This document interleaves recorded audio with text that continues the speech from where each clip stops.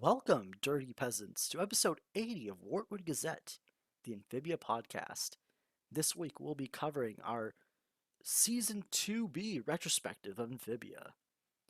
I'm your host, Limbaticon, and joining me today we have Impact. Yo, what's good, everybody? And Nick.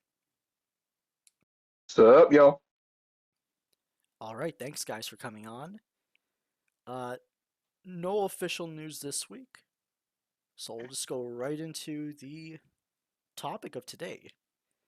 The second half of Season 2. Now, I'm trying to...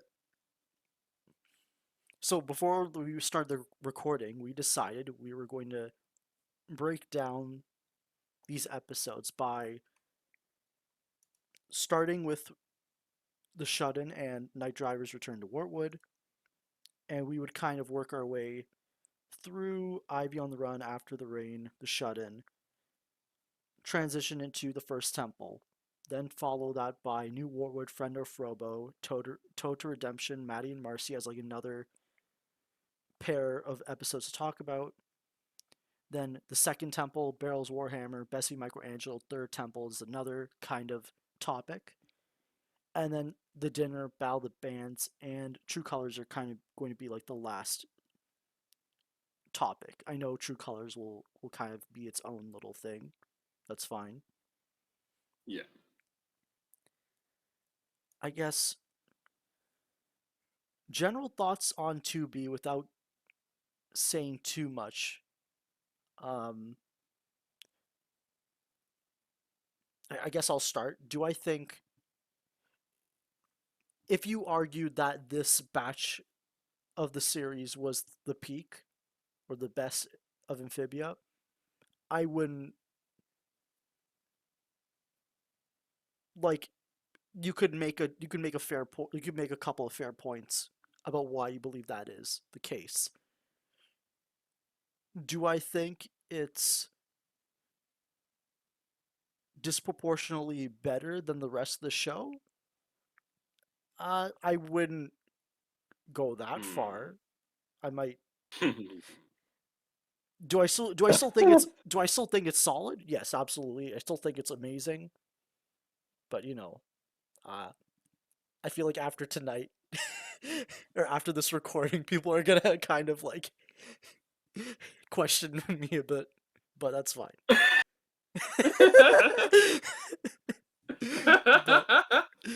I guess, Nick, what are your just general thoughts on 2B?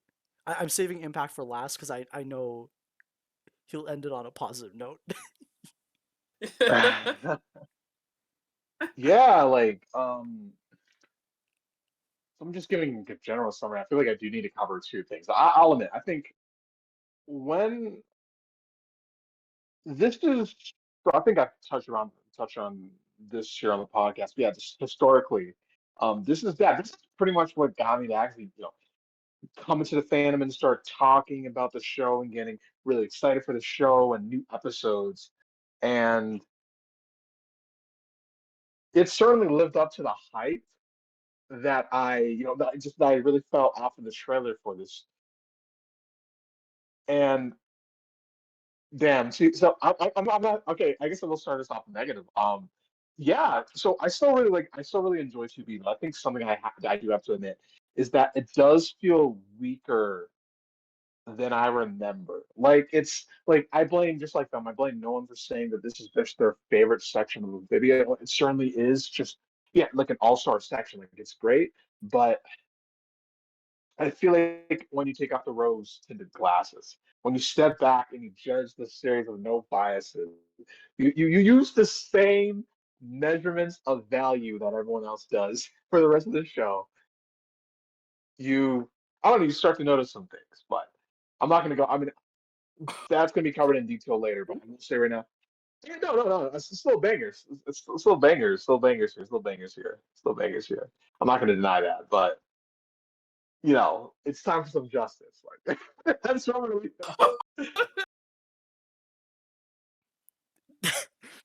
Thank you, Nick. Impact. What are your thoughts on 2B? um, so I like 2B a lot. I feel like I don't know. I never really had like I would say 2B is my favorite part of the show in isolation. When I think about them in like when I think about 2B as its own thing undefined by the rest of the series, yes, it's my favorite. But when I think about it from like a larger scale, I have a hard time with it. I think the second half of 2B is like so good that like the first half is like not bad because you have Return to Wartwood, you got After the Rain, um, but man, I don't know. Y'all are making me have to think a little bit about 2B because I remember when I first watched it, 2B was my favorite part of the show. I loved it. It was great. Like it was the characters going on a fun, like almost video gamey type of quest with the temples and stuff. It was kind of a great way for Marcy's viewpoint of Amphibia to be like essential to the piece of the narrative. You know what I mean? Because how she views Amphibia is like a big game, right? So like the story is kind of warping into Marcy's viewpoint of it, right? Even like Anne and Sasha are changing the fit in how Marcy views the the world as a fantasy world. And that's important because this is Marcy's season, right? So like the story is written around her, I would argue, and that kind of creates a fun dynamic with like Sasha and Anne and stuff and sort of the whole show. So I think it does a great job with that. I think Marcy's character is done well.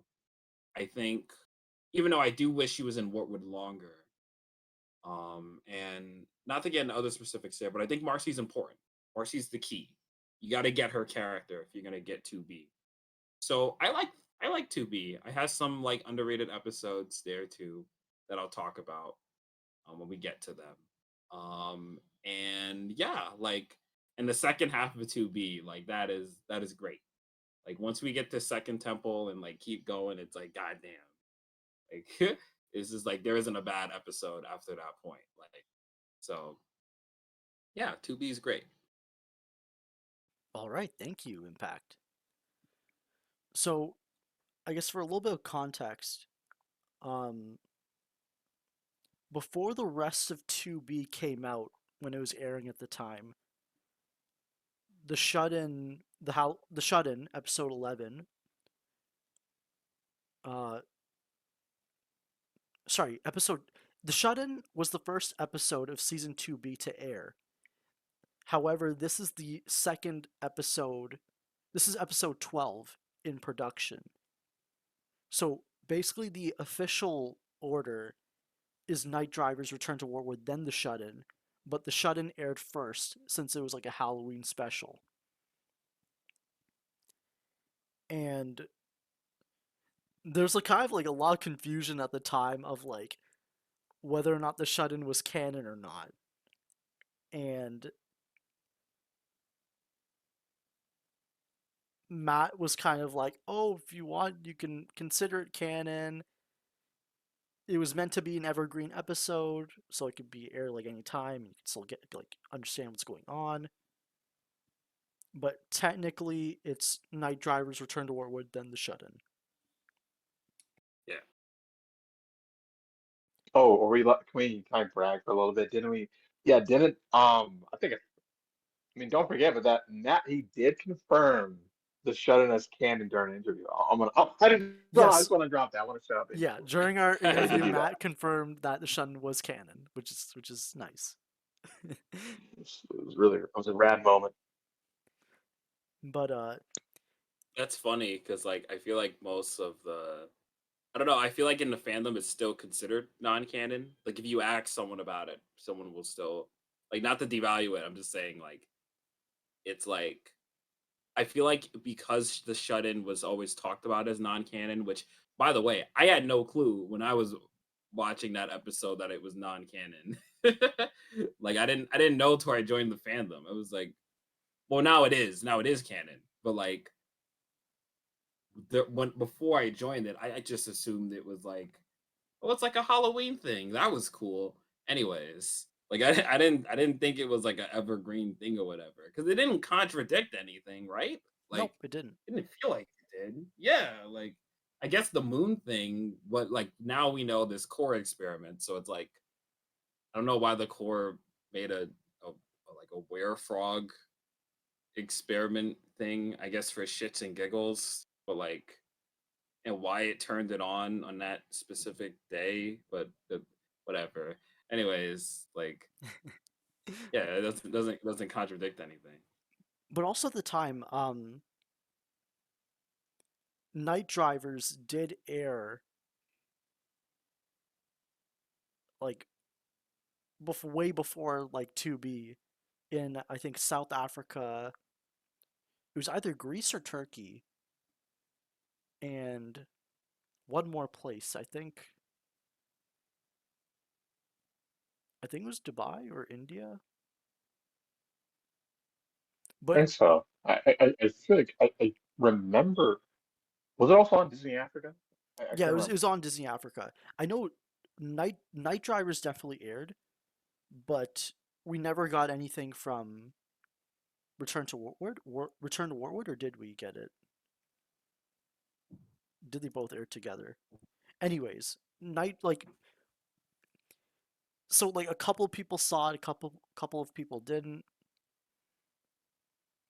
It was kind of weird, but there wasn't too much chatter at the time, so it was fine, I guess. But then we got the 2B trailer, and then like 2 weeks later, Amphibia 2B like aired again. And like I don't want to talk too much about the trailer, but like the 2B trailer was like really good. It got everyone really excited, but like it kind of like revealed a lot, with the exception of True Colors.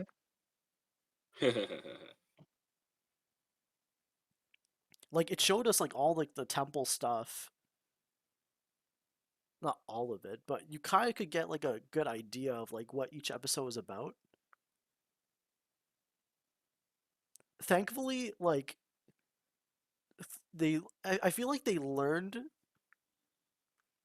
not learned their mistake. I wouldn't call it a mistake, but it's like 3B was a lot more like closed curtain than 2B was in terms of like Yeah, Yeah, revealing but promo they stuff. still messed. They still messed up with 3A. Like, Yeah, like yeah. but yeah, No, Yeah, the yeah, yeah. Darcy, like, yeah, yeah. like But I at don't least know with why they 2B, reviewed. yeah, like with 2B, they kind of it was still hype though. It was still hype. Um, Yeah, Uh, no, okay. 3B was real nice. Oh, actually, no, yeah, I'm not taking us off track. I'm taking us off track. Keep going, Tom. no, no, that's all right. Like, I know the shut in. Like, is there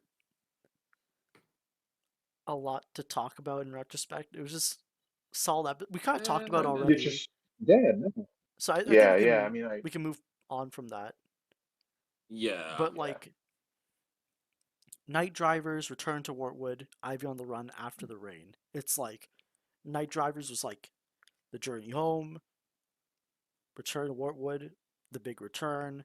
Ivy on the Run was kind of like a little towny episode, and after the rain, kind of like threw in some drama before the temple quest. Yeah. Um, I Let them you go. oh, I was just gonna say, Night Drivers. I think like I enjoyed it a lot. Like I really loved this as like a mid season like premiere. And then Return to Warwood was kind of was just like a S tier episode.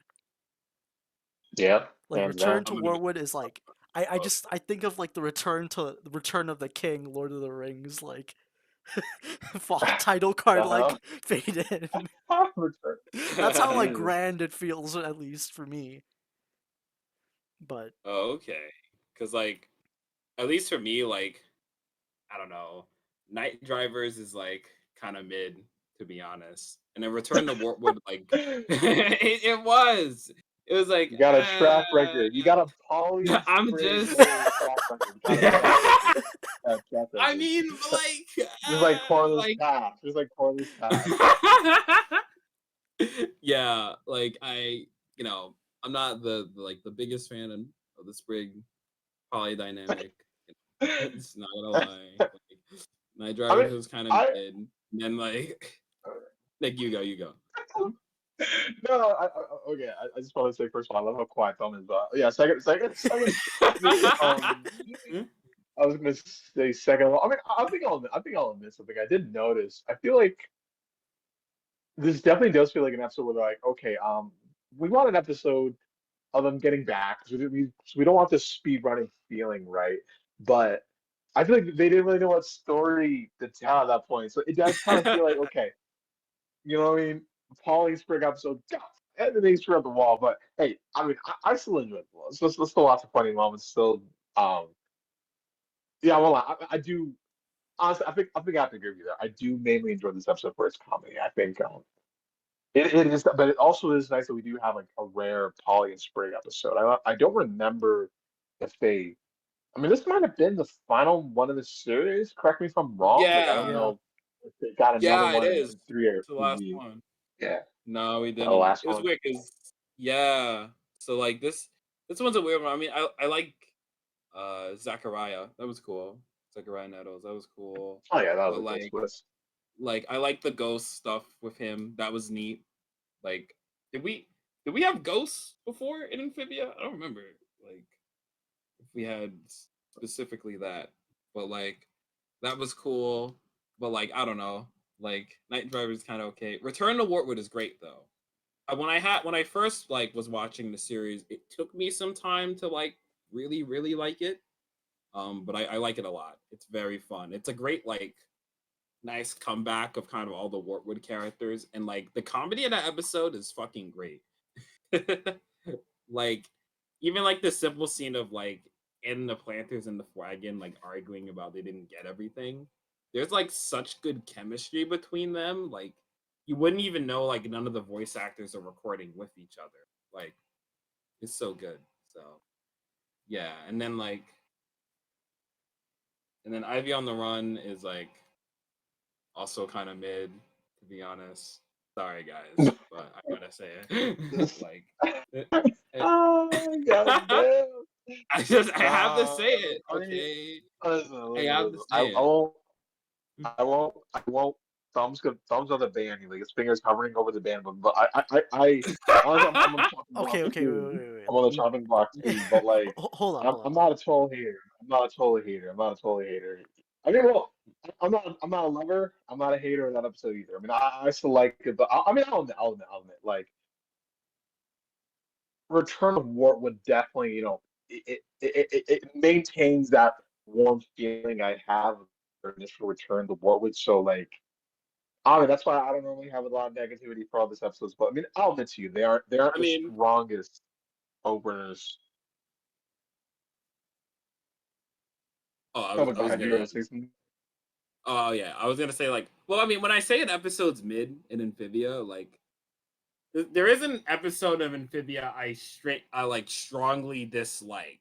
Like I can't think of one. I'm like, oh my god, this episode's awful. Here's why. Like, no, not really. Amphibia doesn't really have that episode to me. Like, it when I say an episode's mid, it's like I'll watch. It has like a few good jokes, but like I'm not gonna be like writing a whole thing about it. You know what I mean? Like that's what Yeah. I mean. Like so Yeah. yeah, and Yeah. then yeah, that's it. Yeah. I mean, that's just how it is sometimes. You know what I mean? Like, I think. You know, it doesn't always. I mean, there are episodes, you know, they maintain the amphibious spirit. And okay, see, this is what's good about the retro season where because I can rip off the band-aid a little bit. But like, yeah, no, I mean, I still really love Amphibia, but I do think like, yeah, there definitely are those.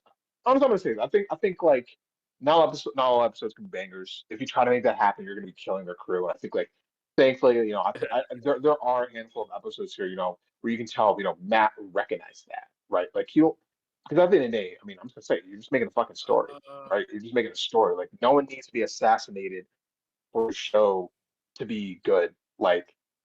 Let uh, there be some stinkers. Like that. I mean, there are stinkers in Amphibia, but like it's okay. It it's okay. Like sometimes you just have to take that fall, sort of. Because there's always like a lot going on in production. Like, I feel like a lot of. Oh, let me go. no, I was just gonna like just talk about the these first few episodes in general. Um, Okay. like like like No, go night. ahead, go ahead. No. I'm saying like Night Drivers, because we spent like a couple of episodes like getting from Wartwood to Newtopia. Night Drivers kind of sets up the idea that like everything's gonna be a lot faster in terms of travel. Yeah, that's true. Like night 6 episodes to get to Newtopia, 1 episode to get back to Wartwood. And and at least they kind of like get away with the quick pace with kind of like talking about how Anne and Hop Hop are kind of like pulling all nighters to get back. Yeah, That kind of like helps the pace. Um, yeah. we're, I we're think like I have a. Oh, sorry, no, it's I was okay. I'm just just gonna gonna. say like Return to Wartwood. Like I think because we spent so much time in season 1 in Wartwood, like Return to Wartwood felt like that's what made Return to Wartwood so like strong, like such a strong episode, was because we had a strong connection to Wartwood in season 1. Like if we spent like 5 episodes in Wartwood before having this kind of episode, it wouldn't be earned. Yeah, 100%. I agree with that. I think like one thing to like circle back on night drivers for a sec. I think one thing to consider too is like we'd be exploring the same places if like we took the same amount of time to come back, like to get to Newtopia and the same time to get back to Wartwood. You know what I mean? Like we already went to these places before, so I didn't feel like as a viewer, like I ever felt like the scale was like weird when we like it was a quick pace for that. I don't know. I didn't get that vibe because like yeah, and like I have a take on Joe Sparrow too. I'll save that when we get to First Temple because I think we're gonna Ooh. talk about him. Yeah, because I actually I'll save it. I'll save it. But like yeah, I wouldn't agree like the scale or like I wouldn't agree it was even quick pace. I think it was necessary because we already went here already. Like it's not like the planters are like traveling to a new like taking a new route. It's not like the planters like went by sea or something to Wartwood. You know what I mean? Like Right. so like it's we're going to the same places, so there's no need to like backtrack. Okay. And I think Ivy on the Run, like I'm gonna have these same kind of like comments later on, but like I like having an episode about Ivy, but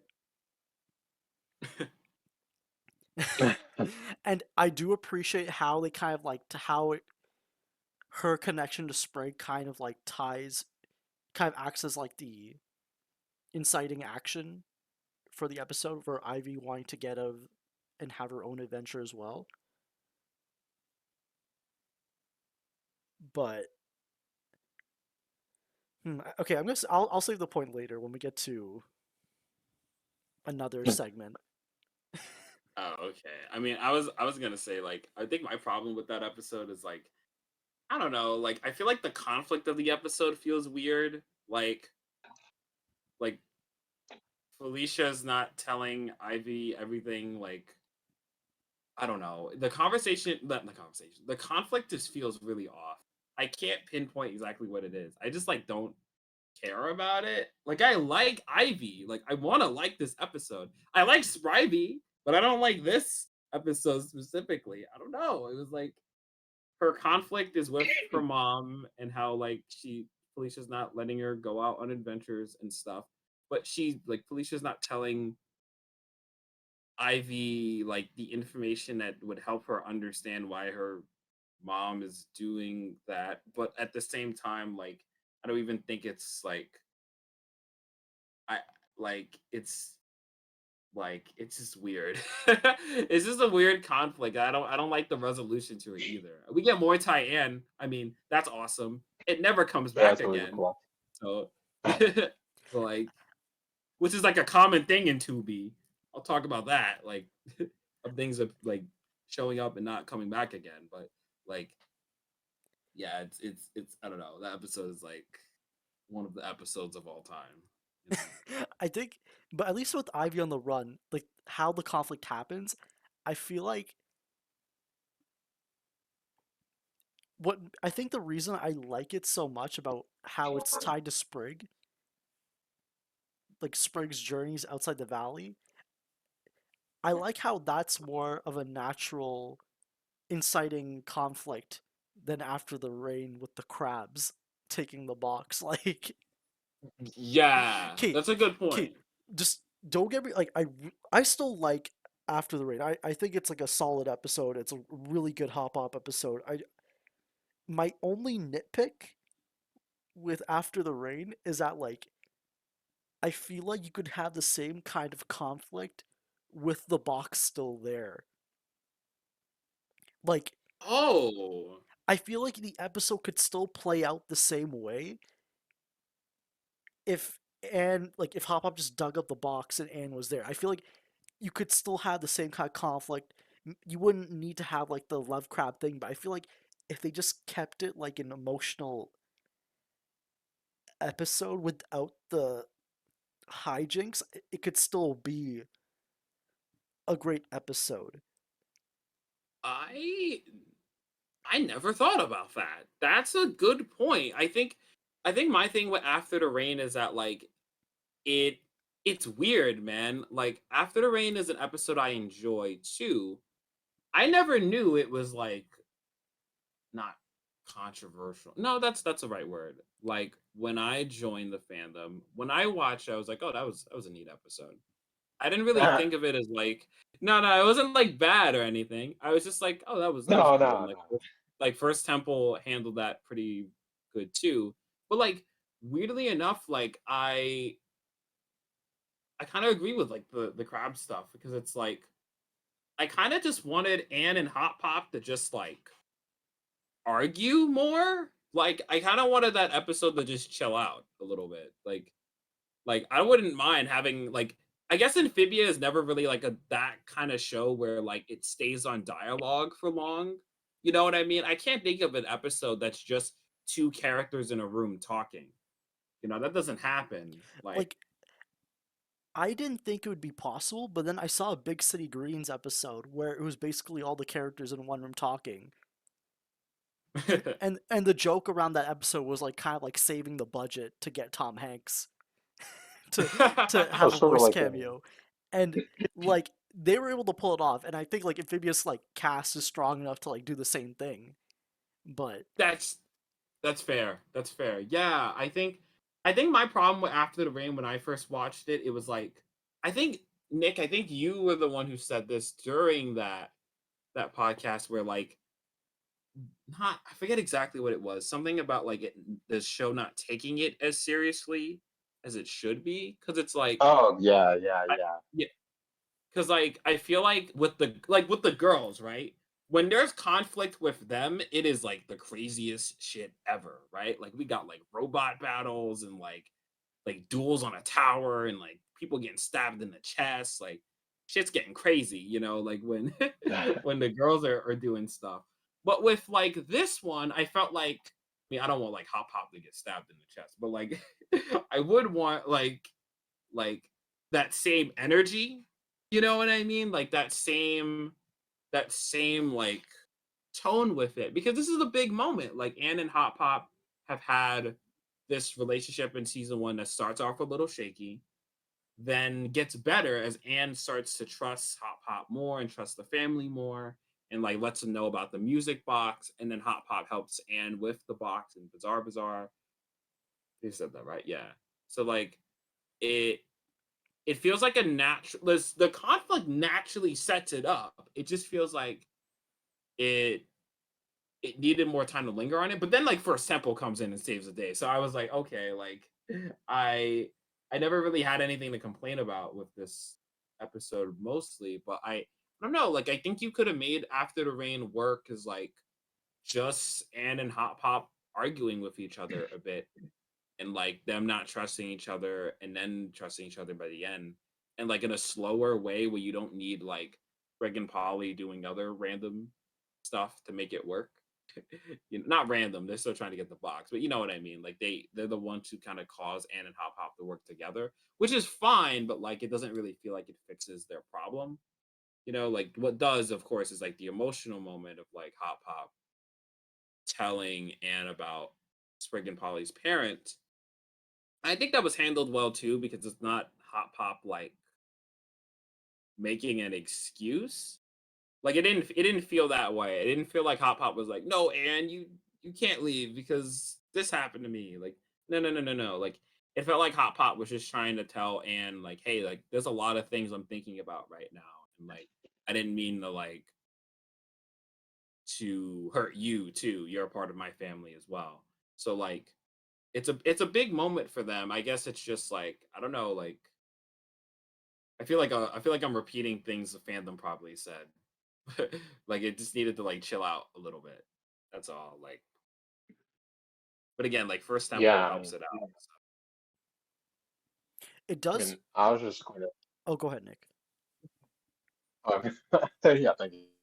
I mean, I hope my voice doesn't sound weird. Like, I hate my headset, but like, I was going to say, yeah, I think all your points are really solid. I'm not gonna. I mean, you honestly you added on to what I said before. Really, just that point of there just not being enough story between Anna and Hop Hop here.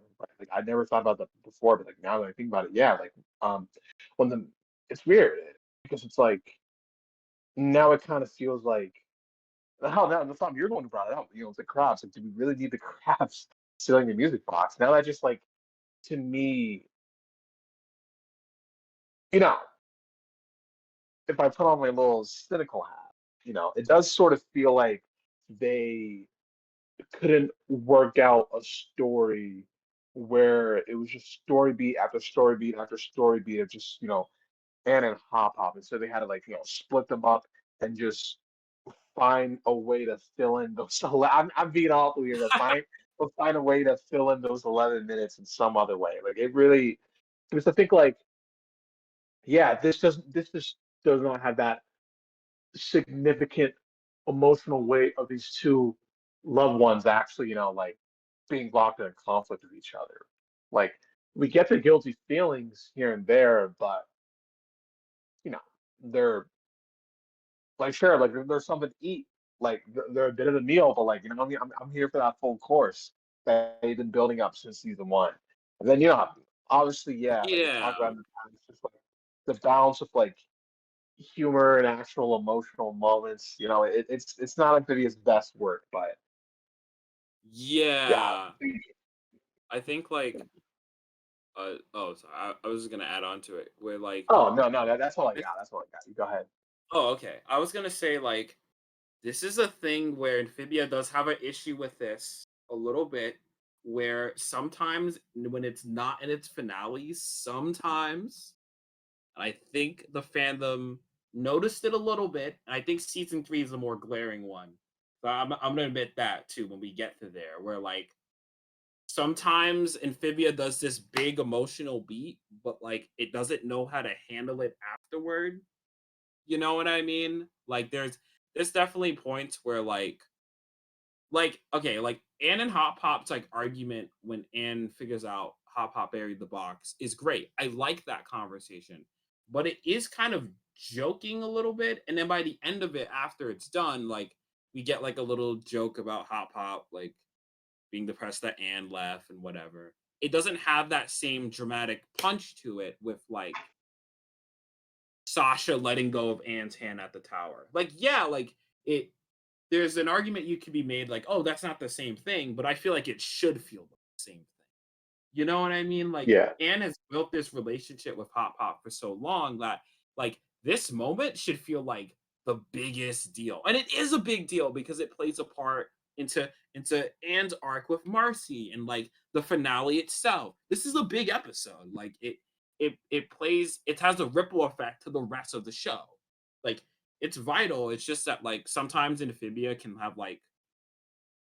do a poor job of handling like larger like handling the emotion of the aftermath of something. I think the fandom only started to notice it when it had to do with the girls because like they decided to ignore the planters mostly, but whatever. Anyways, like so I had to do that.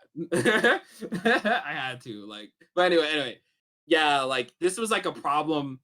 To be created this problem. It wasn't like season 3 that did it. I think season 2 had an issue with it as well, with aftermath of emotional scenes and beats, where sometimes like afterward it's like the show needs to handle it better. Even then, like I think First Temple does a good job with it, but like yeah, I don't know. Like it's I don't know. It's interesting to think about. Because the confusing part for me, it's like I agree with you guys about like I like After the Rain. I agree with you guys on like I like the it too. criticisms of it, but then it's like all the issues we had with After the Rain. It's like the First Temple like flawlessly kind of like addresses all this Yeah, stuff, which yeah, makes it so that's hard to true. like critique. Like not hard to, you can still Yeah, critique it, but like it's like everything one After the Rain happens in the First Temple, but it's like how come why didn't we have this in After the Rain though? But it's like I'm not annoyed or anything. It's such a weird Ye- it's so weird how they handled After the Rain when they did the First Temple so well with the Hop Hop and Ann conflict, and arguably like the reason the First Temple is a 22-minute episode is because like a lot of that time was dedicated to like addressing Hop Hop and Ann. yeah, and like you could use that time for Marcy's own character development too. You know what I mean? Which is weird they chose that option because it's like This is Marcy's season 2, so like we're giving time to Anne and Hot Pop's conflict, but yet that could have been handled better in After the Rain if they just gave that conflict more time. But then like we split it up when this is Marcy's only season, pretty much. Like like she needs this time. And weirdly enough, like I don't actually have a problem with season 3 making season 2 Marcy's time to shine. It's just that like it just feels weird where like we have to split it up and we don't really have to do that. Like you could have had After the Rain just slow, chill. Let this be like the bit like a huge massive plot beat. Like make it feel like some reunion, some True Color shit. Like like not tonally because like you wouldn't want the tone to just randomly jump, but like you would want it to have the same weight or importance to it. And I feel like I don't know. It's just weird to split it up. It's strange when like Ed and Hop Pop can have their own time in one episode, and you can still have aftermath of it in First Temple. By the way, like you can still have like small snippets of Ed and Hop Pop trying to work things out. But like we also got to give Marcy time, yo. Like she don't got a lot left. Like But I do like think the First Temple did it well, and like yeah. I was still like I feel like we got everything that I need to get from Marcy in the First Temple. Like I didn't. See, like my thing with it, I guess this is what transition to the other Marcy like Warwood episodes. I don't know, like I feel like my thing with Marcy's arc is like weirdly enough, I think my problem with Marcy never had anything to do with her not being in season 3 that much. My problem with her arc was like she didn't stay longer in Wartwood for a bit. That's my beef with it because I feel like what I liked about Wartwood in like the First Temple was that it was like poking fun at a lot of Marcy's toxic mindset and ideologies a bit. And I was like, that's cool, that's great. Like it's making Marcy have to question her own thought process on how to make friendships and relationships. And a lot of these themes come back in when she rejects the core, right? And it still works. It still works well. It's just that like you have like Maddie and Marcy, which is like a good episode, but like it's mostly about Maddie and it's not about Marcy, which is weird. Like that's a bit strange to me.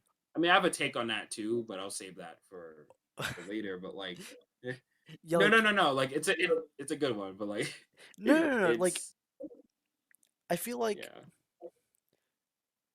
the first temple itself, like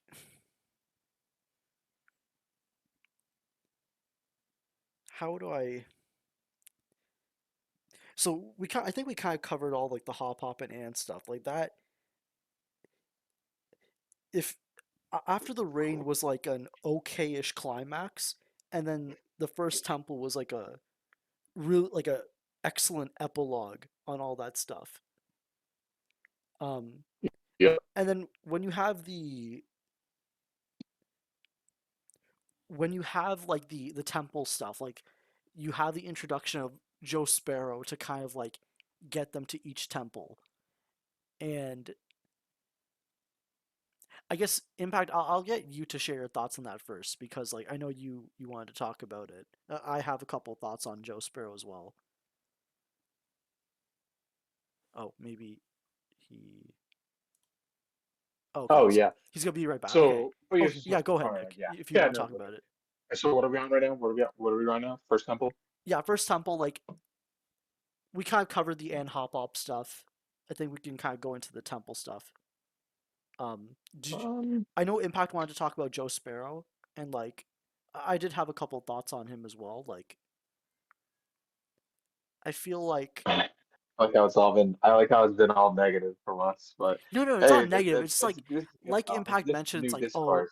we already Yeah. saw like the trip to Utopia. It's like we're going back to Wartwood. We don't really need to see that path again. And it's like Joe Sparrow kind of like tells us the audience that like okay, we're going straight to the temple. Yeah. There's no new route there. And in the moment, I was kind of I don't want to say bothered. I was kind of like confused because I didn't. Amphibia was a show where I didn't mind. I was excited to watch the journey, Yeah. and like the thought that I had for the start of the season was okay, we're gonna have this big journey to Utopia. Okay, we already got to Utopia. Oh, maybe they're saving this journey for the quest, for the temple quest, and then we're going straight to the temples. And it's like I would have liked to explore this world a bit more. And I mean, we haven't talked about the other Townie episodes yet, but it's if we lost the Townie episodes for more traveling episodes, I would have I don't want to say prefer that because this is what we got and I still liked it. But I think having travel episodes between the temples would have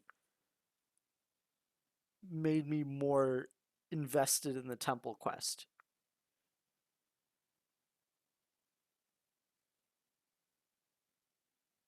No, that's Huh. no, Wait. that's a really interesting point. No, that's a really interesting point because I feel like so. Did you not feel satisfied with like the? I mean, so honestly, looking back, I do think like the obvious biggest thing people were like invested in with the temples were just like this trio drama. Just the idea of like these three eventually meeting and butting heads. Like was that like did you not feel like that was enough drama? Like do you not feel like that was like satisfying enough or? I don't want to share that opinion yet because of time, but Oh, okay. like I still like what we got Huh. and like Impact. I wanted to hear your thoughts on Joe Sparrow before we talk about like the gem Oh, stuff. Sure, totally. So I think there was a there was a take. I don't know who said it, but it was a take on. I think it might have been Uzvik who said it with the scale of Amphibia being broken by Joe. And I'm gonna be honest, like like I never agreed with that, but I didn't know why until I started thinking about it. I was talking to a friend about it, and I think we came to the conclusion that like Joe Sparrow in no way breaks the scale of Amphibia because, like, as a character, he allows us to go to places we wouldn't have the ability to go without him. We wouldn't be able to go to the third temple without Joe. Like, there's no like if ands or like buts with it. Like you can't access it without Joe being there. We can't go to the second temple without Joe because like Bessie would literally like he's not going to be able to go through like the winter weather, and it's far away too. It's well established that all these places are decently far away from like Wartwood or any other place. That like I felt like Joe doesn't break the scale of the show because you know where the characters are far away. You have a good idea of like where they're at in Amphibia specifically. You know they're far away from the valley.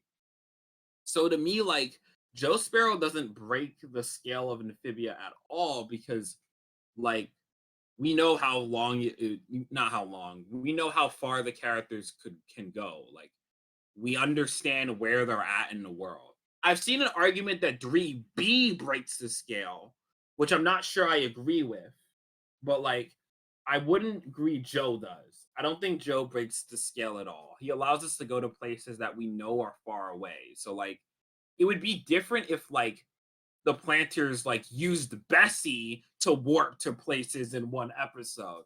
That's different because like Bessie we know takes time to get to places. We had that with like the Newtopia, like the trip to Newtopia or Night Drivers, where it takes time to get to location to location.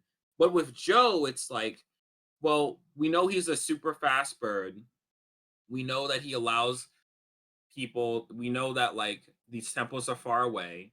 It's not that hard to like get like it doesn't break the scale because we understand where the characters are at relatively to like other places. We know the temples are far away. Like you can like connect that dot pretty well. So I don't know. I wouldn't agree that Joe breaks the scale. It would take like Bessie like instant transmissioning around like to do that. Like that doesn't really happen really. Like just Joe just allows us to expand the world. Like how Bessie like how opening the valley allowed us to expand the world. Joe allows us to do the same thing. So yeah, Thank you, Impact. that's it. We have covered the Anne and Hop Hop aspect of the first temple. We can kind of get into Marcy's kind of test at the first temple. And we did mention, like in retrospective, about what the temples felt like at the time and how they felt now. I guess starting with Impact, I know you probably have more to say about like just how you feel about Marcy's tests, I guess, of wit. Yeah. Yeah. So like I think 2B is kind of this interesting point with Marcy. And I think like sometimes I feel like this is a part of Marcy like that gets not ignored quite a bit because this is the point where Marcy's like flaws become more obvious to the viewer. In 2A, like the story is setting up Marcy is the good friend, quote unquote, right? Like she's she's Anne's better friend than Sasha. She's the anti Sasha. She's great, you know what I mean? Like and the story is not contradicting that here, but it's sort of adding an extra layer to it where we're starting to kind of see a lot more of the flaws of the character. So like this one, we've like throughout like the Utopia arc, right? Marcy as a character has been able to solve every problem she's kind of been dealt with, right? Using just like her brain and her logic. her own intelligence. There hasn't really been a point where Marcy hasn't been able to outsmart a situation. You know what I mean? And this is rather intriguing because like a lot of Marcy's character is sort of her like having to learn themes of humility and acceptance and sort of learning when she doesn't have the power to change something or knowing when like she can't logic her way out of a situation, right? So like First Temple is really fun because this is kind of the point where Marcy like literally can't outsmart a problem. Like she's trying, like in the chess match, right? She's trying to win the game when the win condition is lost. You can't, she can't win. Like it's like trying to beat a Mario level without a flagpole or a star. Like you can't beat the level. You know what I mean? Like Marcy is essentially trying to do that. So this is an interesting point because Marcy has to realize, oh shit, I cannot win this. I cannot achieve this goal. And this goal I'm trying to achieve is hurting the people I care about. I need to stop being so focused on my want to win. I'm inadvertently not realizing how I'm hurting the people I'm caring about. I have to lose what I want things to be, not want things to be. I have to lose for Marcy. She has to lose. She has to learn humility. She has to learn when to fail a bit, when to kind of give up sometimes or change your strategy. So in Marcy's case, it was like, fuck, I can't win. The win condition doesn't exist. Okay, so the game can't be won. And like care about your friends, you know what I mean, and protect them. So like I don't know, I really liked the First Temple. It felt like the point where Marcy's character to me was like, oh, wait a minute, there's something going on with this character that's really different from Sasha. You know, because Sasha's problem is just about power, but Marcy's problem is a little unique because it's kind of Marcy learning when she does not have the power to change something or doesn't have control over something. And that's going to come back when we get to like season 3 because that part of her character gets explored when she joins the Corps. So I don't know. There's some cool stuff going on with Marcy in First Temple. So, and I'm not gonna lie, I didn't think any of this when I was like first watching it completely. I was like, oh, this is like that's an interesting character beat. It's like using Marcy's like, oh, Marcy was like super hyper focused when we first met her, Marcy the Gates, and now it's like seemingly like turning into like sort of a negative trait of Marcy having to learn to be a bit more mindful of her actions and consider other people's wants. So like, I don't know. First Temple has a lot going on with Marcy. I really like it a lot. All right, thank you, Impact. And yeah, that kind of like I don't really have much to add to that. Um, until we get into like the later Marcy episodes. I just wanted to add that like getting to the first temple, I do remember that's kind of where we also got more codes, like more. It helped us. Actually, no. I think before this episode, we mostly knew the old Utopian language by then. I do remember like there was a really early Matt interview before season 2 came out where Matt Brawley talked about like going to a place where there's a bunch of brain shaped mushrooms, and then like he was actually talking about the first temple in retrospective, which was an interesting thing about how like he was kind of like he was pretty much telling us like maybe he didn't realize he was talking about like 2B, but he mentioned this like a year in advance basically, which is an interesting fact for you guys. Um,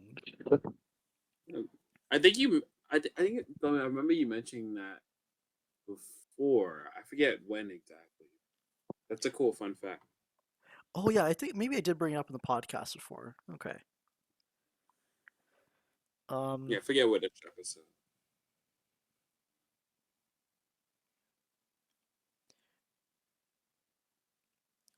I guess this temple episode was probably the most classic kind of temple challenge we could get, which is fitting for Marcy. Um, yeah, that's all I can say for now. Yeah, it's got a Zelda vibe, which like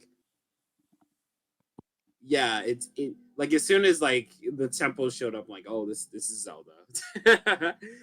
Like once we got there, and like yeah,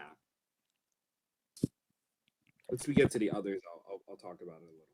Yeah, and I guess before we go on to like the Wartwood episodes that happened after this, the very end of this temple, like the very end of this episode, had our introduction of the core, even though we didn't know what it was or what it did. It was the night. It was yeah, it was the night. Like, Oh yeah. Yep. yes, I feel like we've talked about this before, but it's funny. It's going to be funny for people like looking back at old theories or old posts and just seeing Pink and the Knight instead of Leaf and the Core. Yeah, seriously, yeah. Yeah, I mean, it was, yeah, no, because I think, like, yeah, that was one of the really exciting things about season two is just how, yeah, just how it kept on breaking the status quo they set for us for season one, just constantly asking ourselves, just what is the true, what is truly, I guess, just like what Amphibia truly is, just like as a show, because the Temple Quest, I think, yeah, not only did it like pretty much destroy our idea of like what kind of like settings or focus Amphibia could have, but then yeah, just yeah, dropping the night on us like that, yeah, that like yeah, it's weird because yeah, it's been a long time since that twist happened, but I'm still like, you know what I mean? I'm still it kind of feels like I'm still in awe of it. Like I think it's still like a fantastic twist. Like that hasn't changed at all. Yeah, and it was like super exciting that night because, or when that first dropped, because the way Andrews just casually walked by the shadowfish, and when he opens up that secret passage, or even okay, even before all of that stuff, I remember like talking about this with the guys on the podcast, like Uzbek's PC, like Yunan is telling Andrews about like the frog rebellion that's happening, and Andrews doesn't give like a shit about any of that stuff. Like the moment Marcy he gets that letter from Marcy, he immediately just like walks out and he's like, "Oh, okay, out, it's fine." And that's when Yunan drops like mentions like the Toad Lords like gathering for the first time, and it was just nice to confirm that like all this frog rebellion stuff hasn't gone unnoticed and it hasn't been forgotten. And then Yeah, like like and then the teaser of the Toad Lords is just like you get like a tease of like how like the we already know the hierarchy, but it's just nice to have the show kind of discuss it and how like even though the toads operate under the newts, like the toads are just the idea of the toads kind of like considering not helping the newts or just the idea of their opposition to like the utopian kingdom is like something troubling for Yunan to point out to Andreas, even though Andreas has like zero care for any of this. Oh, sorry, Nick, I cut you Yeah. off. oh no, I mean honestly, no, I was just going to say yeah, all your points. Like I think I mentioned it on another retrospective episode, but I said yeah, I think like it's just moments like that just really scream out to me that like yeah, this is just an extremely well written season. I mean, like we have those tiny those like minute moments of characterization for Andrews that just explains so much about him and also just foreshadows so many things about him. Just yeah, when he walks past those shadowfish like they're nothing. Like it's just yeah, it just makes you yeah really question. Okay, what kind of connection does he have to this to that? What and oh yeah, just having him ignore the Toad Rebellion, right?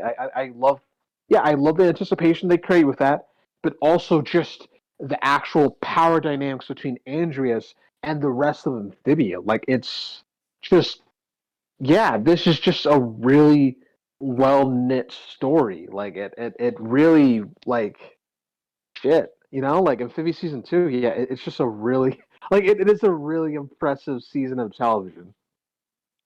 And also the secret passage. Like we know now that like the statue was Andrus's father, Yeah. which is a nice touch.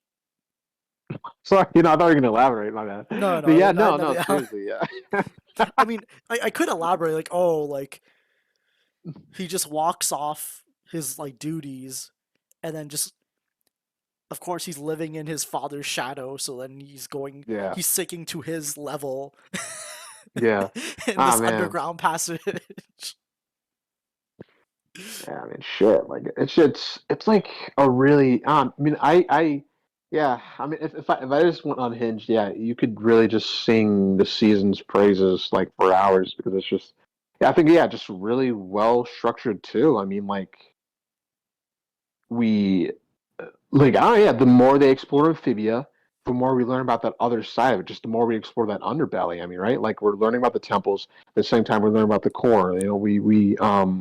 We have like you get and Marcy just revitalizing the relationship. You get Sasha sinking back into her worst her worst habits. Like you just Oh I don't well, know. Everything's just nightly tied together. Oh, sorry. I'm going into 2B. Yeah, my I bad. think I mean we are in 2B, but like Oh no, yeah, like sorry. You know what I mean. You know what I mean. yeah. I think one thing like to keep in mind is that it is very well pre-planned. Like I can't act like it's a coincidence that the first mention get of Marcy beating Andres and Flipwart is like the same episode we get introduced to the core. You know what I mean? Like they had yeah, that Yeah, planned out. That was like they 100% knew what they were gonna do with her. Like as soon as season 3 started. So yeah, like it's interesting looking back. I think also like I don't know, like I really like them that you mentioned about like the Frog Valley stuff, like still being important. Because it's interesting how it snowballs to a like Frog Rebellion to a Toad Rebellion. You know what I mean? Like, oh, I don't know. It's rather interesting because yeah, because Frog Rebellion, Toad Rebellion, then it turns into just straight up Amphibia Rebellion by season 3, like with the entirety of Amphibia, like fighting against Andreas and the core and shit. You know what I mean? I don't know. I find that interesting, like how it just turns into this big like snowball effect. yeah. And we'll get into that more when we get to Barrel's Warhammer. Um, Yeah, I guess we can kind of go into the Wartwood episodes like New Wartwood, Friend or Frobo, Total Redemption, Maddie and Marcy. Like these batch of episodes, like it's just not settling down, but like sort of like regrouping before the next temple. We get to see more yeah. towny adventures. Um, I mean, if you've been listening to the podcast for a while, you know my opinion on New Warwood. It's all right. Friend or Frobo, it's great. Total yeah. Redemption, it's all right. Woo! Maddie and Marcy, it's all right. and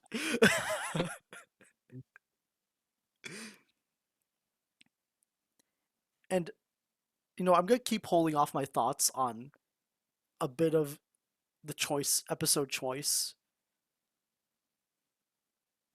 for these segments until we get to like the third temple. Um, but I Really? do think, without taking up too much time and letting you guys like be positive about this, New Wartwood, it's like I understand. At least the episode does kind of like Marcy is the one in like the driver's seat in this case, Yeah. and causes the conflict, resolves it. Like I'm happy there's something like that still for Marcy after the first temple to kind of like humble her again after this win. Friend or Frobo, I'm just glad. I didn't expect Polly to be the one that kind of like bonds with Frobo. So I really liked how they handled his introduction. Frobo is like I think we've talked about Frobo a lot of times on the podcast. I think like when Frobo happened, like Frobo came into me, I was like, oh, okay. Like I didn't forget about him, but I was just like, yeah, he's been there for like a while. We haven't had this guy like whole season. I'm glad he's here. I mean, um, I feel like I don't know. I like Fender Frobo a lot. It's definitely a lot of like just Polly and Frobo like just fucking around the whole episode. Like I guess you could say that about every episode in the show, like with Anne and Sprig. But, like it felt a little different. You know what I mean? Like it definitely felt like Frobo is just kind of messing around in Wartwood. The animation though is great in that episode though. Like everything, the way Frobo moves like throughout the whole thing is great, and the music's really good too. It's really different for the show. Like we heard something similar with the Robot Factories, but like it's got like a fun like techno vibe to it. If that makes sense. So like that's really cool. I've said my thoughts on like New Wartwood before, but I really like that episode. I think Marcy's character clicked more with me. I think I already liked her already. I think her character weirdly clicks more to me once we have recontextualization of what her arc is about in the third season. Because Marcy is intentionally designed to be a mysterious character. Like that's the point, right? Like we don't see Marcy throughout the entirety of season one. And kind of like the hype of Marcy at the gate is like, who's Marcy? What is she about? Is she like evil, like Sasha? Like you don't know, right? So like even when we do get Marcy, there are still mysteries about her character. Like, oh, what's her deal with Andreas? Or why does Marcy feel like she's gonna be alone when like she moves away beyond just and Sasha leaving her? You know what I mean? Like, couldn't she just like talk to them online and stuff or whatever? But it's like there's a little bit more to it than that, like to her decision. So like in what's the word? Like yeah, there's just a lot more going on with Marcy's character to me. Like, so I really like New Wartwood because it's kind of a point where Marcy is trying to like force a connection with Wartwood that Anne had to like learn to have throughout like season one. She's trying to speed run it. You know what I mean? Like she's trying to like just get it over with in one episode instead of doing it for a whole season. She's trying to get them to like her by like improving the town and stuff. It's ultimately a selfish goal. Like even like she puts too much weight on the town and she knows like that'll happen. like she mentions it specifically. Like it's not like a whole thing where Marcy just like, oh, I forgot. Like, nah, she didn't forget. She rolled the dice. Like she was like, let's see what happens. If they like me, then like it's all good. Like she was kind of like hoping it wouldn't happen, which I like about Marcy because she has kind of like an amoral side to the character where like sometimes Marcy will like know something's wrong, but she'll think like for the greater good sometimes a bit. So like Marcy knows like, oh, sending Anne and Sasha to Amphibia was a bad thing, but like it's to save the friendship. It's to make sure everything's okay. Like the parents don't tear them apart. You know what I mean? So like Marcy has a lot more of that. Like there's a darker side to the character, not like some like weird edgy like thought process to her, but more so like Marcy is not like a super like moral character like Anne, right? Because Anne as a character will be like Anne will know something is wrong and she just may not have the confidence to stop something. But like and Sasha will like know something is wrong and doesn't care. Like right? Like she'll know she's treating Anne poorly, but it doesn't matter because she never faces consequences, right? Like or for Marcy in this case, like Marcy knows like the town can't handle the weight, but she doesn't like. She's like for the greater good if they like me. You know what I mean? Marcy can sometimes think a lot more selfishly than I think the fandom can make her out to be. And I even think with Marsan, like there's some like Marcy ignoring Anne a lot too. That happens throughout like a lot of like 2B, you'll notice. Like Anne will tell Marcy something and be like Anne will tell Marcy, hey, like sometimes you hyper focus on stuff too much and you're not being mindful of like other people. Like maybe you should stop. And Marcy's like, whatever, Anne. That's my superpower. Duh. Gosh. Jeez. Like stop telling me what to do. Like, and then like the first temple happens. And Anne's like in New Wartwood, hey, like you can't force connections in relationships. Like people have to accept you when they accept you. You can't force acceptance out of others. And then Marcy's like, whatever, and like you found a way that worked for you. I'm gonna find a way that works for me, dude. And then it doesn't work.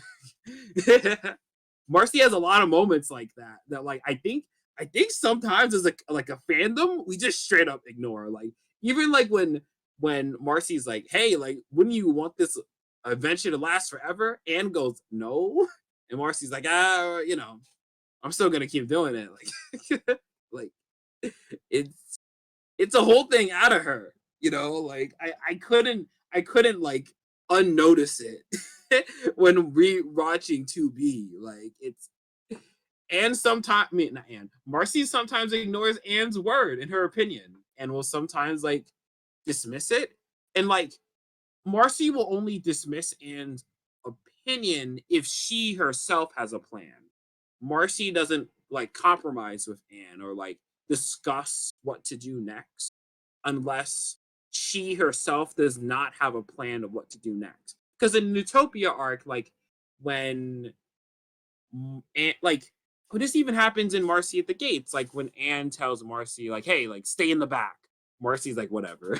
She just goes in front, like I don't know, like I guess you could say like, oh, Marcy's like not being socially like paying attention. Like maybe you could say that, but like I don't know. It's like too much of a coincidence. Like I don't know.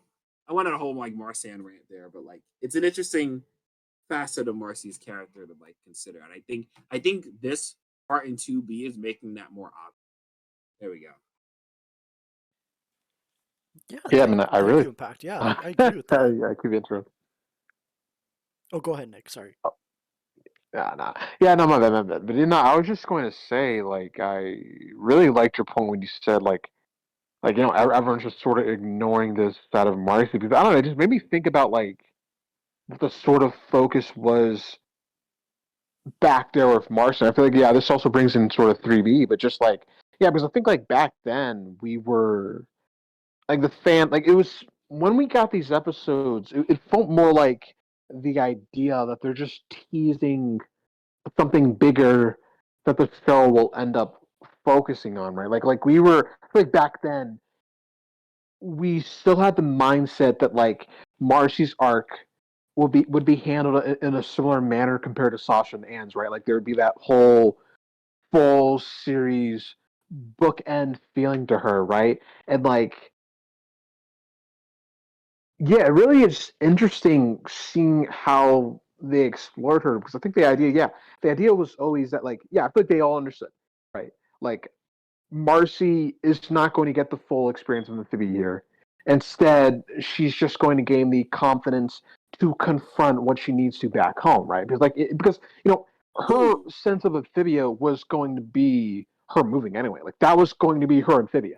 Like that was going to be her Amphibia. Like where she ended up in, and like yeah, I don't know. It's just very interesting to take that thought and just look back at how they explore her in these episodes. Because yeah, you're right. Like we got New Wartwood, Maddie, and Marcy. I feel like you know, what I mean, like Thom. I mean, we're pretty much of the same mind on there. Like I'm like first 5 minutes, peak fiction. Like second half, I'm like this episode's dead. No, it's not dead. But like it's I'm not having much fun. But like I don't know. I've seen people point to that one moment, like, hey, maybe it was played for laughs or just like a little, I don't know, little thing. But like, yeah, I don't know, when Marcy, sheds a tear at Maddie's family making up. I don't know, maybe like I've seen some people make that connection to her and her own family. So it's like, uh, I don't know. It's I, yeah, I don't know. It really is interesting just thinking about how all this was structured. Because obviously, yeah, it was definitely for that True Color setup, right? Like they're hinting Yeah. at something's going to go down that episode, but there's also just the idea that hey, these are these specific issues that Marcy's only ever going to lightly confront an Amphibia because she's already got herself like transfixed in this whole other situation. So I don't know, man. Like you just like as soon as you started talking about that, like my mind just like it jumped up. I was like, oh, that's actually super interesting. Yeah, that's I all. Those are my really thoughts. I really like what you mentioned about like Earth being Marcy's Amphibia. I feel like that's something that always gets ignored, like all the time. Like people are like, "Oh, why didn't Marcy make like tons of connections in Amphibia?" Like the whole point is that like okay, the whole point is that Marcy is learning themes of relationships. So when she leaves the girls, she'll be okay. The story's not saying, oh, like Marcy has to learn to make like Marcy shouldn't be making connections in Amphibia fundamentally because she used the box to maintain the relationship previously, like or maintain her relationship with Sasha and Anne. Though I have some disagreements on like some of her motivations, but I would kind of make the argument Marcy wanted a little more than just maintain the relationship. But like, yeah, like I feel like that's a thing with Marcy where like Marcy is going to have Anne's adventure like on Earth, like when the show ends. That's the point. Like that's the whole idea. Like she's not having the same experience like Anne and Sasha because fundamentally like her Amphibia and her like going to a new place that like she didn't think she would like but eventually learns to enjoy it needs to happen like and undefined by the girls can't happen in Amphibia because she's so stuck in trying to like to rebuild the connection and keep the relationship. Marcy's always stuck in an idolized viewpoint of the connection with Anne and Sasha. She sometimes inadvertently doesn't try to make connections herself. And like Maddie and Marcy is a great episode.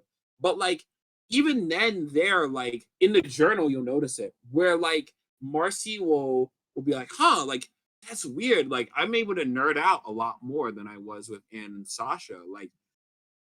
Like, but then she'll immediately like, or like even with the night guard, where she was like, oh my gosh, like I'm hanging out with them. That's cool. She'll immediately talk about Anne and Sasha every single time she goes back to them because Marcy is clinging on to this previous relationship and an idolized viewpoint of that connection. She sometimes doesn't like go and make connections herself. You know what I mean? So like that's why I kind of like high key kind of like Marcy not having strong connections in Amphibia because Yeah, I'm with you like there. I kind of liked it because it sort of made it so then Marcy's like relationship building has to happen on Earth because she's running away from that change. But Anne and Sasha are embracing the change from Amphibia and growing as people from that point. But like Marcy's not supposed to be doing that. She's not supposed to be rewarded for trying to maintain the status quo of the dynamic and to run away from moving away. You know what I mean? Like I don't know that. I feel like if like we were on like, nah, never mind. I feel like if, I don't know. It's a whole thing with Marcy where like so many people don't get that about her character arc. It's insane to me. Like they didn't do it. Like they didn't in the finale. It's not like they forgot about Maddie like in Marcy's dynamic. No, that wasn't the case. Like it's it's intentional to her arc that she doesn't have strong connections like Anne and Sasha because whatever. Yeah, I already said it. I mean, yeah, that's a great point you brought up, Impact, and like And like seeing, like in retrospect, Marcy kind of like touches on this at the very end of the series where she talks about, oh, like I didn't get to know like Yuna and Olivia more. And I just, so then going back to like Maddie and Marcy, it that definitely helps with that kind of like context now. But like Yeah. my issue is just like if they were going to make It's it a Maddie's Maddie sister. episode, and so at least the book does kind of like address Marcy kind of like being so close to having like a realization and then like backing away from it to talk about like Anna and Sasha. And it's like I just wish like the show kind of did that. But then Yeah. but Maddie and Marcy is still kind of like it's a Maddie episode with Marcy in it. And since it's focused on Maddie like and her siblings, I just felt like Marcy's inclusion really didn't do anything for it. And then That's fair. I think I kind of mentioned how like Polly and Frobo, it would have been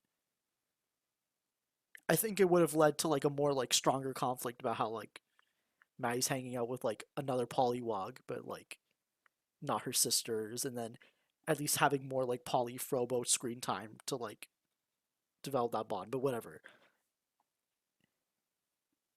Yeah, it's just like Marcy felt like too much of a secondary. Oh my god. Yeah, no, yeah. No, because I mentioned it's like yeah, Marcy I'm with is you there. fundamentally like a very important secondary character, and then now I'm complaining about what what I agree with, but um, but yeah, really great points by Impact, and okay, Total Redemption. Like I said, it was okay, but like I like this episode because just Yeah, I was surprised. I was surprised when he said it was okay. I was like, what? no, Oh, like I like thought I about was it more. It's surprised. like oh okay, like it's because you know at least we get a little bit of Toadstool kind of like in the Yeah, episodes before, kind of like owning up to his yeah. mistakes and that Come on, that moment that with shot of him and Anne. yeah, that moment Yeah, with Anne and him like looking out the window, it's very similarly like set up to the way it's set up is very similar to another shot in Breakout Star, where like Anne is kind of the unsure one, and Toadstool's very like sure of himself of like using Anne to like win the town's like win the favor, like win the town over. And now here it's like kind of like the opposite. I just I like that. I didn't even think about that. um Yeah, and this is the episode where Bob came back and we never saw him again. I'm still yes, pissed. stinky ass. I Yeah, think I love how like I love how the fan I think the fandom collectively was like kind of like cheesed about that. I can't blame them like because like the show was so good at like doing like returning like appearances, and the fact that we didn't really get too much of like a big follow up with that is kind of It's bullshit. yeah. Because like yeah, Bog was Like, technically like the first kind of like that villain. villain. yeah, like whatever. Like I don't even. It's not Toad Redemption's fault, to be fair. Like, Yeah, it's not you know totally what I that. mean? Like, Yeah, it's not their fault. It's just like, but I mean, okay, I'll talk about like the direction of season 2 later. But yeah, but like I don't know. I really like Toad to Redemption a lot. It was kind of a cool way of like bringing that scene back from Reunion where you see like Toadstool like helping out the rest of like Wartwood and stuff, like getting them out the tower. Like, oh, that was cool. And then you kind of saw like in New Wartwood where Toadstool was like actually taking responsibility. I was like, what the hell? What? That's not supposed to happen. Like, like he was willing to be like, hey, actually, I have a lot of blame for this too. And then like Croker's like, shut up, Toadstool. Like, we'll get to you. Like I don't know. I really like this episode. It was cool, kind of bringing like the theme of change into for Toadstool's character, and like them bringing back Bog was cool. I don't know. I love this episode. I thought it was like neat.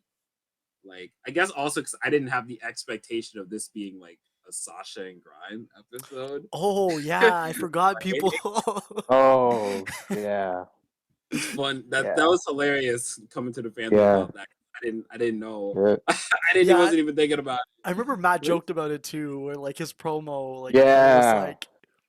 like, Hope they didn't. Yeah, no, I know you're talking about. Yeah, yeah, yeah, yeah. That was hilarious. That was hilarious.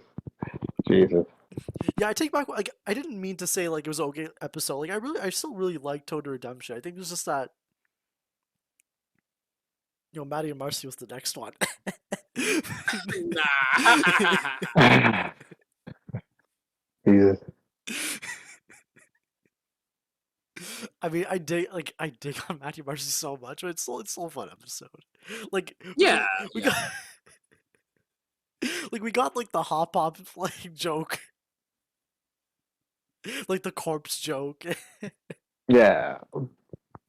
So that's the thing. That I guess I don't know if it's a hot take to say anything bad about this episode, but I think it's the fact that it's like all my favorite things are in the first, and then as soon as the montage is over, I'm basically just waiting for the episode to end.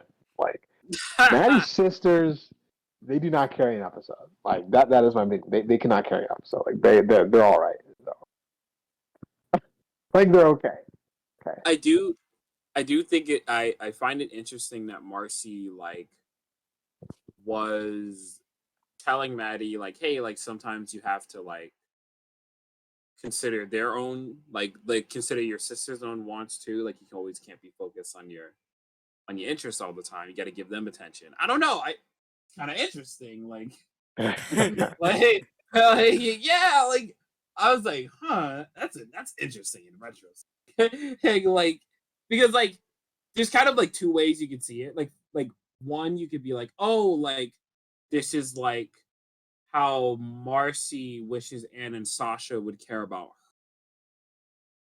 her interests, right?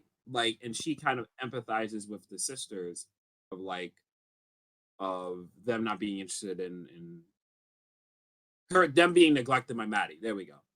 But like you can also see it as like character growth for Marcy because like she can sometimes be too much in her interest that she sometimes doesn't think about the wants of Anne and Sasha. There's kind of two ways you can take it. Like it's a funny line in like in retrospect. Like so yeah, it's interesting. Yeah, and do you guys want to move on to the next batch? Yeah, I think we can. Yeah. Yeah. All good to go. Okay. So I guess we can kind of go into the talk about the Second Temple, Barrel's Warhammer, Bessie Michelangelo, the Third Temple. Yeah. Um, Even though this is in one group, I know we're gonna kind of like talk about them on their own a lot. Yeah. The the Second Temple, fantastic episode. Barrel's Warhammer, fantastic episode. Bessie Michelangelo, Yes, fantastic episode. sir. The Third Temple, great episode.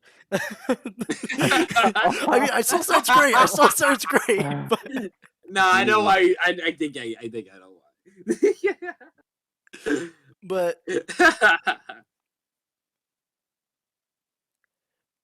like Nick's mentioned this before, but every time we get like a really solid episode, we usually get like a really good Sasha episode too, with about the duality between them. Um, Oh. and I can't think of like a better example than like the Second Temple and Barrel's Warhammer with and kind of like reflecting and like progressing, and then Sasha's kind of honestly, yeah, she's regressing a little bit. Yeah. Um, Valeriana's return, great.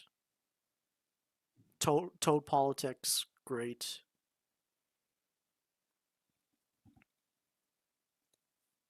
I guess Nick, I'll let you talk a bit about the Second Temple if you'd like. Honestly, I mean, I don't think I have like too many things to add that I haven't already said in the past, but like, yeah, it's like I'm just trying to think, yeah, because I think it's yeah, because I think I have very little to say at this point, but like, yeah, I think it's just just I think this episode majorly concludes. I'm gonna say like Anne's journey in Amphibia as like I'm gonna not like show journey, but as in just like her world journey, because at this point, she's sort of gone through everything she needs to in our world, right? Like she had all her very worst demons challenged, confronted, and then erased, and she changed for the better. And at this point, yeah, I think she really saw the quality that she has as a person. And like, honestly, I wish I had a lot more, but like, I basically just like I don't know. So many times when I've gone over to Anne, like I always go back to this episode, and yeah, I mean, like it's a really good episode. It really makes you feel like like you weren't just watching a bunch of episodic one-offs. No, you're really seeing this magnificent arc all come together. And like one thing I gotta say, this whole time I was talking, like I can't help but think about like I honestly thought I don't know if you're gonna bring it up. You're gonna say the whole Yeah, and reflection. yeah. I Okay, was gonna fine. bring it up You say later. it. Go ahead. Go ahead. Go ahead. No, Go ahead. I'll All say right. All about right. Okay. All right. That's all I got. That's all I got. no, no. So No, I'll bring it up before once we get into like the Battle of Band stuff after we cover that All right. All right. All right. because All right. I do But want to end it off on a positive note to talk about like True Colors a bit all in right. regards to like Anne. But yeah, I do like how you mentioned kind of like Anne's kind of like completed her world journey and is kind of just like looking back at it. And it's really interesting how like now we know like who Valeriana was. Oh shit. Yeah. And I do like how after an episode of Valeriana kind of pushing like Anne's buttons a bit. And she was always like the most mysterious character of the show until like we got like the context that she created the box basically to harness the power of the gems. And it's nice to see how like genuinely happy she is to see someone like Anne kind of like own up to her like past mistakes and kind of show that growth to her because you can see how happy Valeriana was when she like mentioned how like she's been waiting like so long for someone like her. It's like knowing that she's the creator of the box and like how she kind of like felt like ashamed of like what it ended up being used for. I like that hope. yeah, and I think to this is a little bit of season 3 talk, but like I do think it is like interesting that like Valeriana like is so proud to see Anne grow as a person, and like you have like the core who kind of inadvertently hates it. The core always is thinking of Anne like as a doofus and an idiot, but like then gets tricked by her. Like immediately in the same episode, they're introduced to and is introduced to them. You know what I mean? Like I don't know, like there's something to say about like how the core as the character like fundamentally cannot let go of Anne's past self inside of like cannot accept her growth. And like Valeriana is always trying to remind Anne, like, oh, you lied and you stole stuff, like you're a bad person, you're not worthy. And like, I don't know, I think it's interesting that the core kind of thinks of Anne, still keep thinking of Anne that way, like the way Valeriana is talking about her in this episode, if that makes sense. So no, no, this is different. If that makes sense. Yeah, definitely. And Because just the fact that Valeriana brought that up, how she knew about all this stuff about Anne, that made everyone kind of think like, wait, how, like, why? It's like, okay, Valeriana's connected to the box, but we don't know how, and it was just fun to speculate at the time. Even when the series ended, it's like we still never got an explanation for that until like the book kind of like it doesn't give us like a full explanation, but it gives us enough to understand how just you can kind of like assume that Valeriana can kind of is connected to the gem somehow. Doesn't matter how, but we know it's there. Yeah. And the gem doesn't completely charge. Oh, go ahead, Impact. Oh no, I was actually gonna go off topic to mention the Sasha and Anne stuff, but you can keep going. No, you can go ahead because like I was just gonna mention the gem's not recharged, but there's not much to talk about there until okay. True I Colors. was So yeah, like, go ahead. I was gonna say like I guess I don't really see like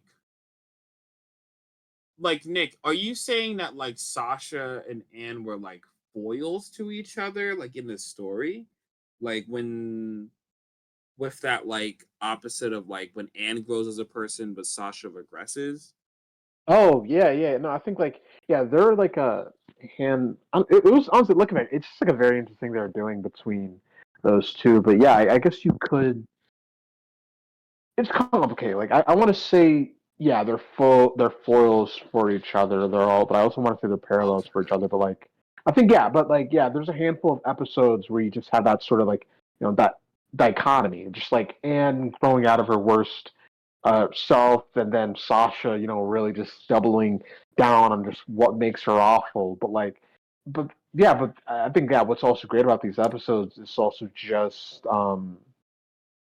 yeah, god damn it. I don't know. I love that kind of stuff. I just love that kind of stuff because it just reminds me of like watching Avatar. I'm going a little off topic too, but just like I don't know, it just reminds me of Avatar and just how Aang and Zuko, they would just have those scenes in parallel with each other. So that was awesome. But yeah, I don't know. I love shows that do stuff like that. Like it didn't like I think they stopped right around when Sasha finally got her shit together.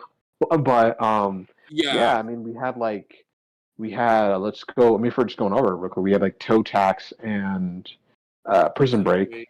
Then we had Um, then like yeah. the next parallel episode they do have is Second Temple and Bill's Warhammer, and then from because like spoilers pass in like Toadcatcher are not like you know what I mean. Yeah, They're yeah. not like paralleling each other. I guess I never thought about them as foils to each other. Like I feel like with Aang and Zuko, right? Their arcs are naturally opposites of one another. I guess like their characters are opposites to one another. You know, when I think of like Anne and Sasha, I think of Sasha as being like a natural villain to Anne, but I guess I never think of her as like a narrative foil to her. Like, because I'm too stuck into like to the foils of season 3. You know what I mean? That might be why I'm not able to see as much because like when I think of like Sasha's foil, I don't think of Anne. I think of like the core. You know what I mean? Like when I think of Anne's foil, I think of Andrea. I don't think of Sasha. You know, like even with Marcy, like when I think of her narrative foil, I also think the core. You know, so like when thinking about like the narrative opposites of the girls, I guess it's not technically a foil. A narrative opposite isn't technically a foil. I might be wrong in that term. But like I don't know, like that's something I never considered. I always thought they were like just villains. You know what I mean? Like I guess I wouldn't like I don't know. It's different. I'm not sure I agree with that, but I have no reason to I guess the reason I would disagree with that is because I feel like their arcs are not opposites. Like, well, I guess like Anne is learning to gain more agency of her life and make her own decisions, and Sasha has to learn to let go of power and sometimes let go of agency. I guess that is a foil to them, huh? Because then that comes back in 3B, right? Because Anne has gained agency throughout 3A and learned to like live her own life undefined by them. Now, and then like Sasha, who used to take away Anne's agency, comes back to her. And now they're like at this fun equilibrium, but they still have to like talk to each other. You know what I mean? I don't know. Like that's a dynamic of them being foils I never thought about, and I guess I still don't agree, but I think there's definitely something there. Does that make sense? No, am I like no, making sense right now? no. I mean, I totally get it. I think it's because when you step back and you do look at the series as a whole, I think like, yeah, I feel like they're, quote unquote foil relationship. I feel like yeah, it's definitely at its strongest in season 1 and season 2 because and now I don't know, it really just felt like they were doing awful mean girl who refuses to grow versus former mean girl who's actually just trying to get better. Like it really did feel like that for at least for me back then. It really did feel like that when I was going through season 1 and season 2. But yeah, I think like yeah, when you step back and look at the series as a whole, you can really just say Sasha. Oh, I mean, it's more like she just had to really lose everything to really understand what the consequences were for her actions, right? Like I feel like yeah, you could just step back and just say like, oh no, that's just a simple I don't know, you could say like, oh, that's just how her arc went. That doesn't necessarily mean she's Anne's foil because yeah, in season 3 it's like in season 3, I don't think there's much going on between them besides the fact that they just need to like, make up and then Work yeah, together. yeah, make up and work together. Yeah, because it's because it's like yeah, They don't I feel have the like same like hero villain relationship because by season 3, right? Like the villain cast has changed a yeah, lot. Like it's not like the girls versus the girls. It's like no. It's like it's more like the girls versus like this like robo AI god thing and like the cyborg newt. Like you know what I mean? Like it it's a little like different, because like like season 3 has to like oh man, I'm going to season 3 talk, but like it'll make sense. It connects here. Because like season 3 is like is like naturally setting like all their foils up in the story, right? Like oh, like Anne and Andreas, like that's obvious, right? Right when Olivia and Unit shows up, right? Like it also like by the core and the king, oh okay, Sasha is the core is Sasha's foil. Like I see, because the manipulation and shit of Andreas, right. And then like with the core with Marcy, it's like oh, like Marcy's escapism is like a fun reflection of the core's immortality. Like Marcy uses the box to escape from reality and to like stay in a world of like eternal joy forever and ever. Like the newts in the core would actively use the core to do the same thing. It was a way to escape the inevitability of death. Marcy used it to escape change. They both use those things to escape change in their lives, just in different ways. I probably should have saved that take for Olivia. Whatever. But like, yeah, like I don't know, like season 3 is naturally setting it up, but then like I don't know, season 2, I guess I never thought about like Sasha and Anne, like Sasha being like an antagonist for Anne, like to enough to be her foil. That makes sense. Like it doesn't feel like season 2 is like setting it up throughout the entire season. We're gonna have this like, well, I guess they are setting it up when they reach into college, but it's not the same like thing. You know what I mean? There we go. It's not the same as like when we get to like All In and shit. So yeah. no, I think that's like an actually super interesting way of saying it. Just because it's like yeah, I don't know, just the idea that yeah, season 3 is setting up Anne and Sasha's respective foes. Yeah, because I love saying like oh Andrews was always Ann's foil since they wanted, but like we didn't get the full picture with the big guy until the end of season 2. So I meant then like yeah, season Yeah, 3 it just basically builds up him. Yeah, but I mean, yeah, you can really argue that Anne and Andrew sort of go on opposite journeys across season 3 until finally, we get the all in and the hardest thing. But like, yeah, I don't know. It really is interesting. Yeah, I don't know because like a lot of what fuels their conflict in season 1 and season 2 is the fact that they're wrapped up in a big conflict that originally had nothing to do with them, right? Just because like the whole thing of the box. Like this is so I don't know. So it really is interesting to think about how after all the secrets of the box were unveiled, like everyone who had anything to do with it that was unveiled come season 3, it's really interesting to think about how that went along with the status quo changing, right? Just who were the actual enemies each of the girls had to face. Like that's actually because that's actually a damn interesting thing to think about. yeah. I think I'm gonna save. I unleashed some of them, but I have a lot to say about that once we get to season 3. But we can go into Barrel's Warhammer. Yeah, no worries. Like, it's good to get like all this like Sasha and like foil kind of discussion out before Yeah, season 3, because like that's when it kind of like that's when it all kind of changes. But it's yeah, nice to have like, because Impact, like, you when you came on during season 3, it's just nice to have your kind of like, I can tell your perspective is a lot different from Nick and I. So it's just interesting to hear you guys like Yeah, no, discuss yeah, about it. yeah. And like going into this like episode, like Sasha, was immediately kind of like triggered at the idea of like Anne and of the other hummus yeah. getting along without her. Like, um, that was like a joke that the toads like they called humans hummus. Um, Yeah. That was funny.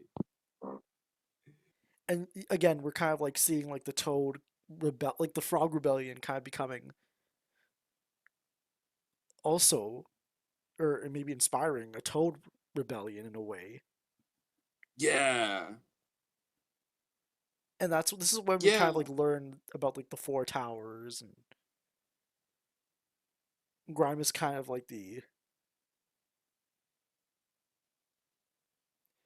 It seems like Grime's position was in charge of like Frog Valley basically.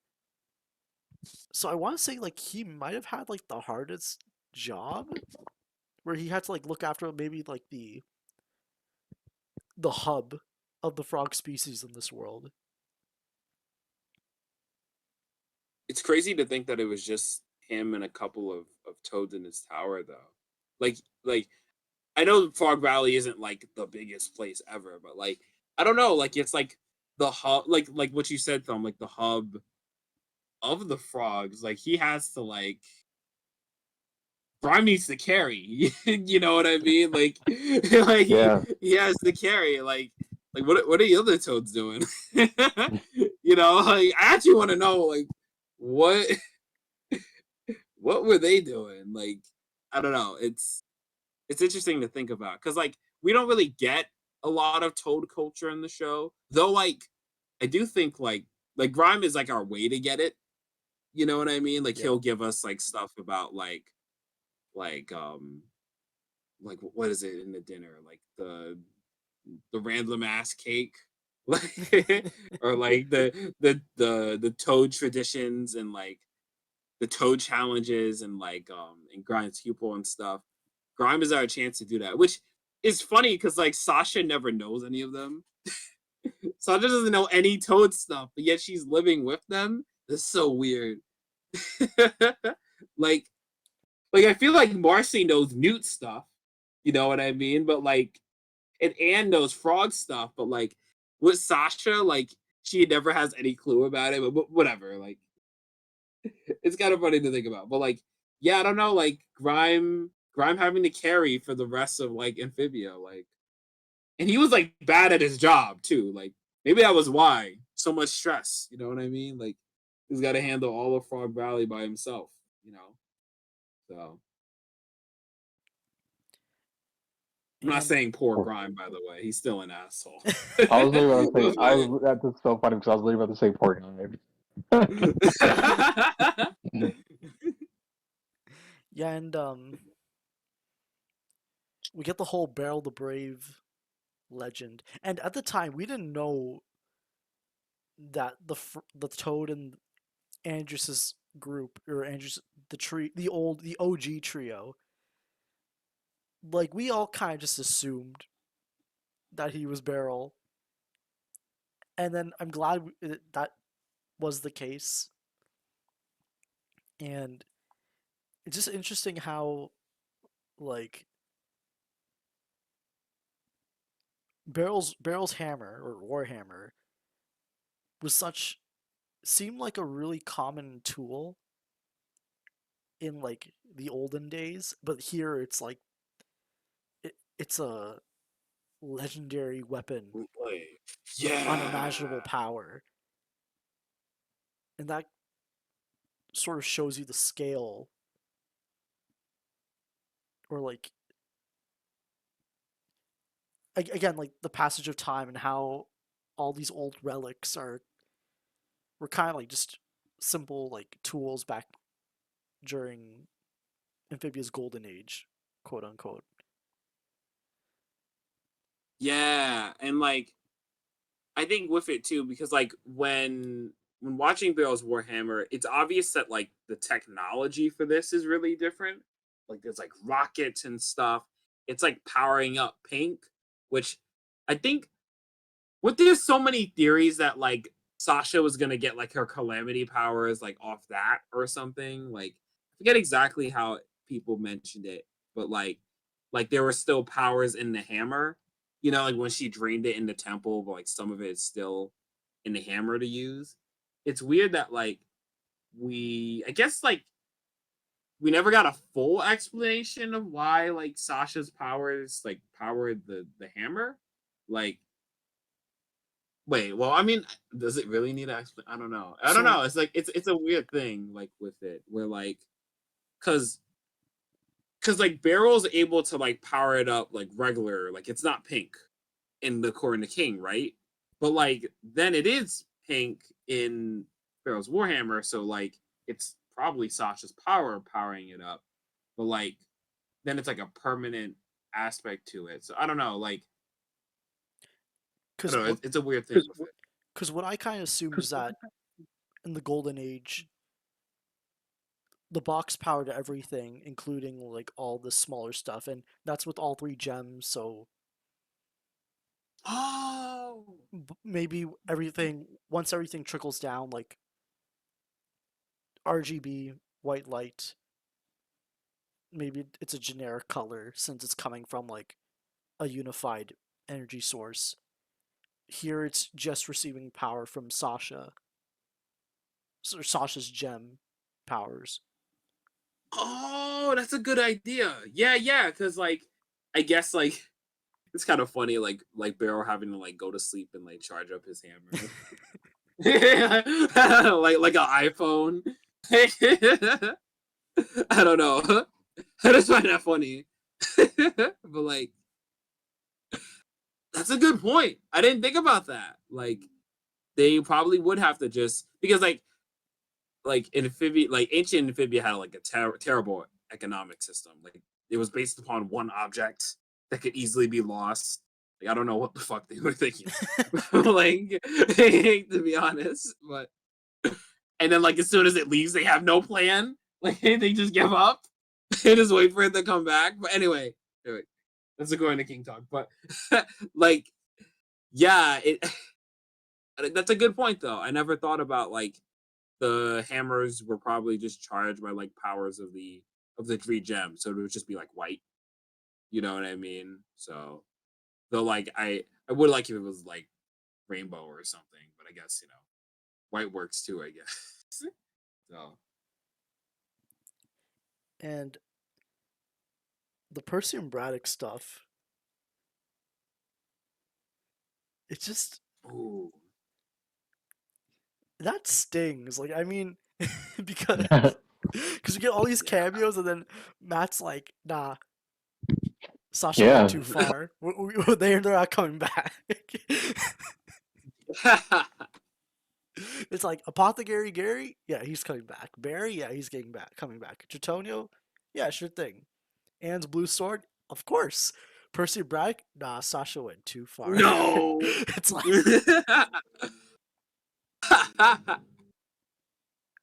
I don't know. I liked it. yeah, I like I liked Percy it Bragg too. not showing up. I hate it, Yeah. but I like it. Like you're not supposed to like it. That's the Yeah, idea. You know, I mean that's good. and I think You know? what you said earlier, Impact, about kind of like Marcy maybe just kind of ignoring Anne because she knows best. It kind of happens here too with Sasha and Percy and Braddock, where Sasha's just like, Oh, "Oh, if you yeah. guys want to bail, just do the kawaii, not kawaii, kawaii, uh, the I think anime it's look." kawaii. Oh, okay, kawaii look, and we'll leave. And she's like, "Nah, we're not going. We're not turning back." Yeah. Yeah, it's such a great character beat for Sasha because she's actively trying to be like nice to them. Like I didn't think like Sasha's not manipulating Percy and Braddock right now. I don't get that vibe. Like No, maybe that's just me. Like yeah. Like she's like being like, no, like we'll leave if you guys are like scared. Like I got you guys. Like she's trying to be that good friend who helps her friends in needs when they need her the most, right? That's a big thing about Sasha is that she was Anne and Marcy's protector, right? When they were in trouble, when they needed her, she would always be there. And I think what's so interesting about Sasha as a character is that she also has this like contradiction of like, but she wants power. She wants to maintain like control, right? And there's like this almost like divide between the character and Barrow's Warhammer. Because like one thing to keep in mind about like Sasha's relationship with the toads and the frogs is like it's also a reflection of Sasha's relationship with Anne and Marcy too. Like again, like Sasha would always protect Marcy and Anne from harm, right? And always would help them out when they needed her, right? Sometimes a little too much, where like they aren't making their own decisions. And Sasha, what's the word? Like, I think after a little while, Sasha trying to maintain the status quo where Marcy and Anne needed her inadvertently kind of made Sasha a lot more controlling for the both of them. I see a lot of like takes of Sasha where like it's always like her parents must be why she wants power, but it's like I feel like the thing with Sasha and Marcy is that their motivations are clearly baked on the relationship. Like, Sasha's want for power comes from Marcian's codependency of her. Sasha was so used to being their protector, their hero, right? That sometimes she would try to maintain the status quo that would also make it so that Marcy and Anne always relied on her. And how does she do that? She uses power. She uses control over others in order to maintain it. And it also makes Sasha kind of lose her way a bit because now she's not being that protector friend that like Marcy and Anne need the most, or like what Percy and Braddock need now. Her want for power is ultimately stopping her from like being a good friend to other people. She's being selfish, right? She's what's the word? Sasha's like want to be the protector to the friend group is ultimately like not to be nice to Marcy and Anne, but it's for her own selfish desire, like of ultimately like having importance to them, if that makes sense. Sasha's want for power is inherently selfish. There we go. Like, and so like when she has the choice to either play the protector role, she's supposed to be the Percy and Braddock, or have power, she chooses power. You know what I mean? And like, I don't know, there's something interesting with that, with that like thought process in the character, like of Sasha having to kind of choose. Does she want to maintain the status quo of the relationship previously with Anne and Marcy by maintaining power over them? is using her power to maintain that toxic status quo worth keeping? Or is she willing to let go of power and like be the person who she should be, if that makes sense? So like it's a kind of a fun beat for Sasha's character, Barrel's Warhammer. Because I don't know, like I've never seen people like have like Percy and Braddock like be a reflection of Anne and Marcy's like separation of her. You know what I mean? So it's different. Not different, but like it's interesting. There we go. That's it. Yeah, thank you, Impact. And that kind of also covers like the flashback for the third temple as well, and a lot of the conflict going on there too. And Wait, one more thing. yeah, One more thing. I think this is just like completely my experience when I was watching on Disney Plus. So I had no clue this was a Sasha episode.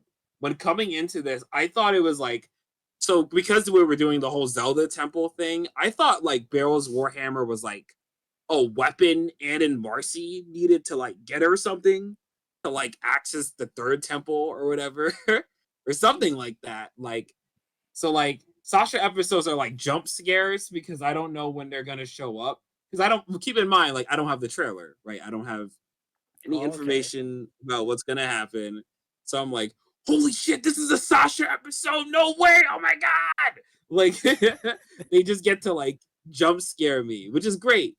But like, yeah, I thought it was gonna just be like Anne and Marcy getting like a weapon to access the third temple. Kind of like how like, in Zelda you have to like get certain weapons to access certain puzzles and things like that. I thought it'd be the same thing. So I don't know, like Sasha jump scares are funny. Like I'll never get that again. You know what I mean? Like I always wonder what my reaction would have been like in 3B when like we get a whole season of her. But yeah, like that's it. I just want to add on to that. Oh, okay. And I think like last point I want to bring up for Barrel's Warhammer is just the every dream has its price quote. Like Ooh. we kind of we everyone refers to this moment for the line, but technically the similar line was said in A Caravan Named Desire by Renee. Yeah. Yeah. And but yeah, like Grime just saying it here too. Like this kind of became the show's like a kind of iconic line. Like especially Really? like I'm like a lot of fans I remember kind of like going back to this moment just because of like how like it kind of summed up a lot of true colors with in relation to Marcy, which we can get into later. Yeah, like it also like sums up like Andreas and like this is a whole theme of like Andreas, Marcy, Sasha, Hop Hop. You know what I mean? Like it's a Yeah, whole theme of I think all of Matt them. described it as like a thematic through line. Yeah. Yeah, it's just interesting because I remember just reading analysis about how like people would always kind of like find a way to like incorporate this quote into stuff when they start like talking about like breaking down their analysis of characters and theories. But I guess we can go on to Bessie and Michelangelo is an S tier episode. That's all. That's like in retrospect. I just want to quickly bring up Michelangelo wasn't forgotten. Still a member of the family, or not is a member. Like I like how the show didn't forget about him, and they were surprisingly like serious about integrating him into the family. That was a nice thing, and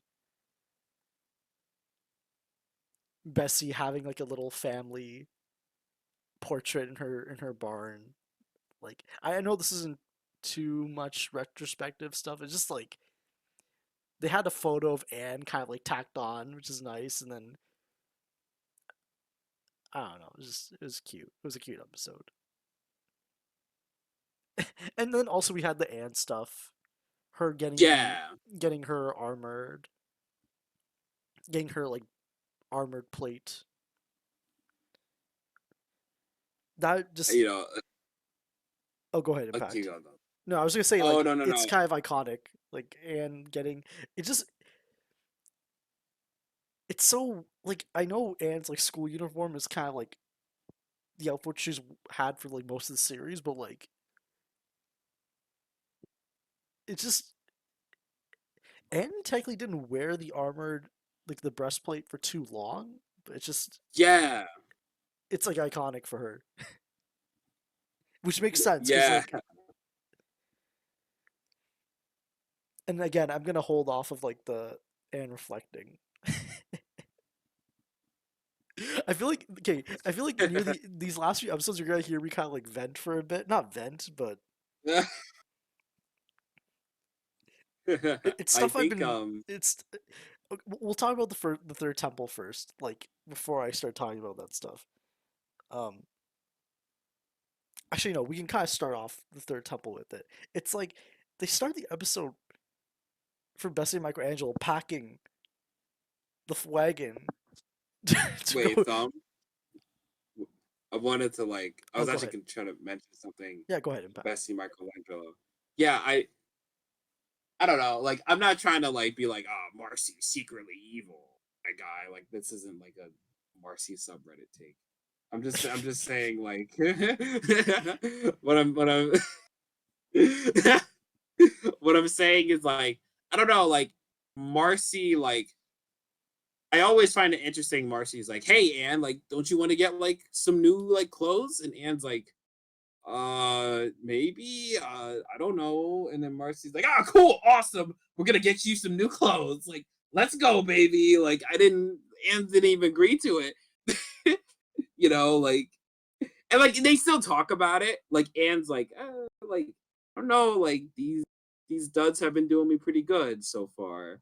But then Marcy is like, don't you want to like live the fantasy role play like she's been doing like throughout like Newtopia, right? I don't know. Like I always found out that was an interesting exchange between them. Like Marcy didn't like ask Anne like, hey, do you want to get some new clothes? Before asking Bernardo to show up, she did it and then went like, hey, Anne, like Bernardo's gonna give you some new clothes. Anne's like, what? I didn't agree to that. And then like then she tries on some new ones and it just doesn't work out. You know, I don't know, I love that Anne like gets armor, but it's not like the same way like Marcy and Sasha do. Because they like embrace the world of Amphibia a little more than Anne Yeah, they just show up with with it. like their outfit. Yeah, like Marcy and Anne look like they're in like Game of Thrones, and Anne's got like her like funny looking armor, like with the school uniform. You Jesus. know, like I don't know. I always found that exchange interesting because like I think like a day at the aquarium, right? Like when Marcy and Anne like both want to go home, but they sort of love Amphibia for different reasons. Like Anne loves this world for the relationship she's built, so she loves it for the planters, right? And Marcy isn't. I'm not saying Marcy doesn't care about like. Actually, I don't even need to mention it. Like Marcy cares about this world for its lore, for its like history and like the adventure side of things. You know what I mean? Like Yeah. that's what she cares about. And that's where they're sort of dividing in that episode, right? Anne wants to be with the planters. She wants to go with them. But Marcy's like, nah, like Anne, you can just say goodbye and like you can just stick with me. You know, like we don't need to be with them. Like we're good. And like that's not me like trying to be like antagonistic towards Marcy there. Like Marcy still, you know, doesn't want to separate the planters. You know what I mean? But like her want for Amphibia, her love of it is very different. And this comes back to Bessie Michelangelo, right? Marcy's like trying to get Anne into the role play, the fantasy, the lore of Amphibia, right? To get into what she wants, uh, what she loves about this place. She's trying to project that onto them. And keep in mind, like, I think the fandom never connects this thought sometimes because the show is actively hiding like this information from you a bit, like in True Colors and Beginning of the End. So like you're not really getting like what is Marcy trying to do, you know? But she's trying to get Anne to enjoy her version of Amphibia and what she loves about it. And like it's just a subtle part of season 2 that you don't know about until you get to the end of the show. Like you're watching a different like you're watching a very different friendship. Like a lot of Marsan, I think, and this isn't like a jab at like fandom content. I think sometimes Marsan gets like sanitized a little bit. Like the y'all know what I mean? Like Yeah. it gets like some of it, like some of the nuance gets taken away. You know, like I don't know, like again, like this isn't like one of those like Marcy's secretly evil or something. Tank, you know, like this Marsan is also toxic too. It's just different. It's not abusive like Sa Chan, but there is a problem with the relationship that Marcy and Annie can't figure out until the end of the piece. You know what I mean? And like that nuance to Marsan is important to Marcy's arc. Like it's important for Marcy to consider the wants of others because sometimes she forces her will upon Anne and Sasha, and she's doing it throughout the show. I don't know. Just interesting. That exchange always like makes me think. That's all. All right. Thank you, Impact. Um, and yeah, what I wanted to talk about for like Messi Michelangelo, like it's kind of a rant. I know Nick wanted me to kind of like elaborate more about my thoughts on the temple quest, and I feel like the moment where they're packing for the flagon, like they're packing the flagon, even though they're just gonna take Joe Sparrow, like it kind of bothers me because it's like I know Joe Sparrow was meant to kind of like condense the travel time and getting us to the temples on time to set up for season 3. But it's like I was always so like I like the show has this like journey with the planners together, and I that's what I like about the show. That's an aspect of the show that I like. And in the planners on this adventure together, and having the temple quest kind of just transport us to these temples and kind of like avoiding like we mentioned this earlier. We want to see it would be nice to kind of see the rest of Amphibia. Like what we saw from Wartwood to Newtopia was a large chunk of Amphibia, but wasn't all of it. Like we didn't see much on the east or the west or the north side, except except when we're airdropped via Joe Sparrow onto these places for the temples. Like I'm fine with that, but when we have episodes like the Wartwood episodes, which I still enjoy them. And you know, in the end, maybe all this I'm talking about is like very like much maybe less about the show itself and more about what I want out of the show. And I'll admit, like that is a little bit what I'm kind of like rambling on about. It's just that I wish we got to see more Amphibia since I went into the season kind of like expecting like a journey through Amphibia to visit these places and not just going like from point A to point B and then coming back to Warwood for a bit. It's like I wanted to see more of these episodes of them just like traveling through the world and meeting the people. So then when you have like an episode like Messing Michelangelo where they're just like packing the flagon, even though I know it's like I'm not gonna see any of the like the journey, I'm just gonna see the destinations. That's what kind of in retrospect like it bothers me, but in retrospect, knowing that this was all kind of condensed for Earth to kind of like complete the circle of like Anne with the planners, Amphibia, and then the planners with Anne on Earth, I can accept it. But then we have like stuff like the towny episodes. It makes me wish we got to see just like a little bit more of Amphibia, like more Toad stuff maybe, like just more new places. But yeah, that's just my thoughts on the temple quest and how it's more just like a temple destination. No, yeah, Nick, you feel like no. I mean, I feel like I feel like I've just encountered like the final villain with that laugh. no. It was just funny. Just the fucking several destinations that made me laugh. That was really okay. All right. No, I think that's like a great way to because I didn't even realize all of that. But yeah, it really because the temples already felt like Yeah, yeah, what's the because word like that just was like an artificial. afterthought. Yeah, artificial. Yeah, artificial and afterthought because we all knew what they were for. Like they were there for that maximum drama between the characters, setting up stuff for True Colors, setting up stuff for season 3. Like that's what the temple. That's what the temples were for. And yeah, I guess looking back, yeah, I guess it does feel And I'm waiting for Impact to it feels come like back. betrayal. I'm waiting for Oh, Impact to oh, come back before I start to like elaborate more on each of the temples. But yeah, like that was just my general kind of like yeah, feeling yeah, about it. yeah. No, I mean yeah, like when you said that, it really makes you think. Because I feel like you could tell the show is really just mainly focused on like the last bits of development they needed to squeeze out of the girls in season 2, and just setting up drama.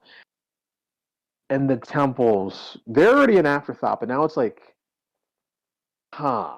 You know what I mean? Now it's like how much an afterthought were the temples, and I think like the fact this is also a season of adventure, I'll say this. I feel like this is also where like Amphibia really feeling like it's like two different halves of a story shoved into like one season. It's like I feel like that's where it benefits it because it's like oh, I guess you are gonna look at season 2 as a whole instead of just looking at it as a two-way TV. But like I don't know. I guess it's like with 2B.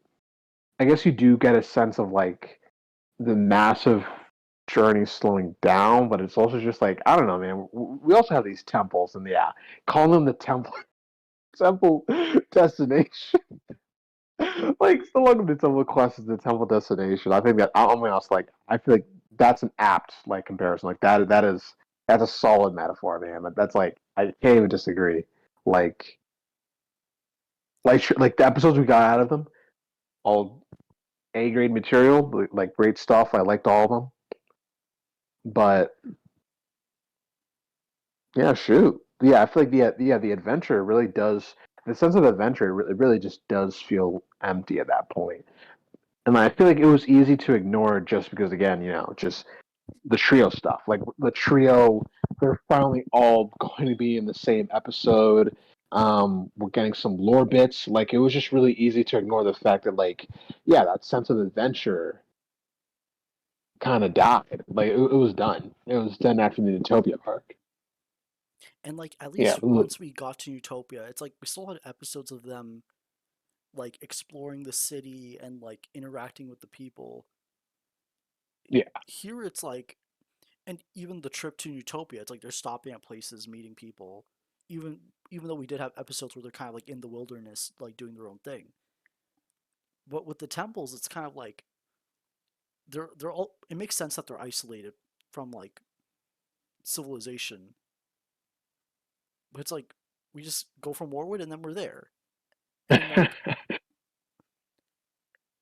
and like it does kind of feel like we're checking off boxes in like an itinerary and like when we're traveling to like another country. And I know like Amphibia is like inspired by like Matt's time in Thailand. Yep. But it's like I really liked showing the drive there, like like the drive from like point A to point B, and like interacting with like the locals and learning about them, and okay, Impact's back, and like in the temple destinations, it's just like we don't really have that kind of like we're not really immersed in the journey, just the destination. Yeah. And like I know we haven't gone into like the third temple yet, but it's like as like you go through each temple, it's like they're trying less. Like the first temple, it's like the traditional.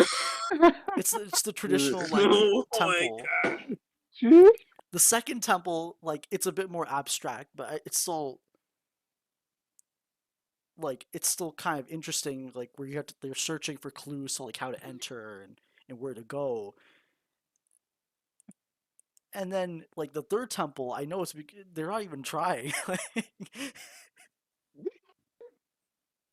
And I know it's like kind of like the point of the third temple, where it's more about like, okay, the third the third temple's like message felt kind of meh to me, because it's like Marcy need to like learn humility. Oh Yeah, fucking like it. god! No, I Oh agree with fucking that. god! I mean, it does come back. It does come back though. Like the whole persistence thing with Sasha, it does like Yeah, never giving up no matter what. That does come back in the Darcy fight though. Like that's something to keep in mind. I'll go give it that. All Yeah, right, it is a little. got a dub. okay, I shouldn't say like that the girls like the message each temple had. It's like the first temple was a bit about humility, and then like Yeah, Marcy had to learn that. The second temple was more about like just being like a good person, and then we can see Anne kind of like does it flawlessly. Like she passes all the tests because like we know she's grown to that point. And then Sasha's is just like she didn't like perseverance wasn't something that she needed to acknowledge, because she always yeah, ends up doing it. So it's like it didn't feel as like completing the temple didn't feel as like rewarding as it did for the other two. And that kind of just like it felt like the temple episodes kind of like they're all like good episodes, just they didn't really hit. It felt like we weren't ascending with them as we were getting closer to completing the box. It felt like it was just like a checklist. You're pretty. Yeah, no, like I feel like you're. I mean, yeah, um, like I can't even disagree. Like I'll admit, yeah, I feel like they definitely tried to plus up these episodes as best they can. I mean, they made them as best as they possibly could. But like, yeah, I think it really is. I don't know. It's And it doesn't help that the first temple was like a half hour, and I get yeah, why, no, no, because yeah, yeah, like we had like the and hop off stuff, but just like having the first temple being like half hour special made it feel kind of like significant. And then like the other yeah, temples were kind of just like the half hour, like the 10 minute, which is fine. It just felt like an odd choice. Not an odd choice, because I understand why the first temple was a half hour, but it sticks out when you see the first temple is like half hour, and then the other two are 10 minute special, 10 minute. yeah, no, yeah. No, I was gonna make a joke. They were sounding like the angry Amphibia fans, and they're like, "Why isn't this so?" No, I'm joking, but no, I feel like it's because I feel like the elephant in the room is just that like it's weird because I was gonna bring this up before actually. I feel like because I mean, let's be honest. After it does feel like because we never really got to understand what the temples were for, how it connected everything. It really does feel like It really does feel like the temples were just made as a preliminary step before we got to like Andreas and the core as like the main, like the main driving forces of season 3. Like it really does. Like looking back, just being honest, it does feel like something made after they already had all their ideas set up for both the core, the Andreas, and the box. They're just like, okay, we need something to tie all Wait, these things together.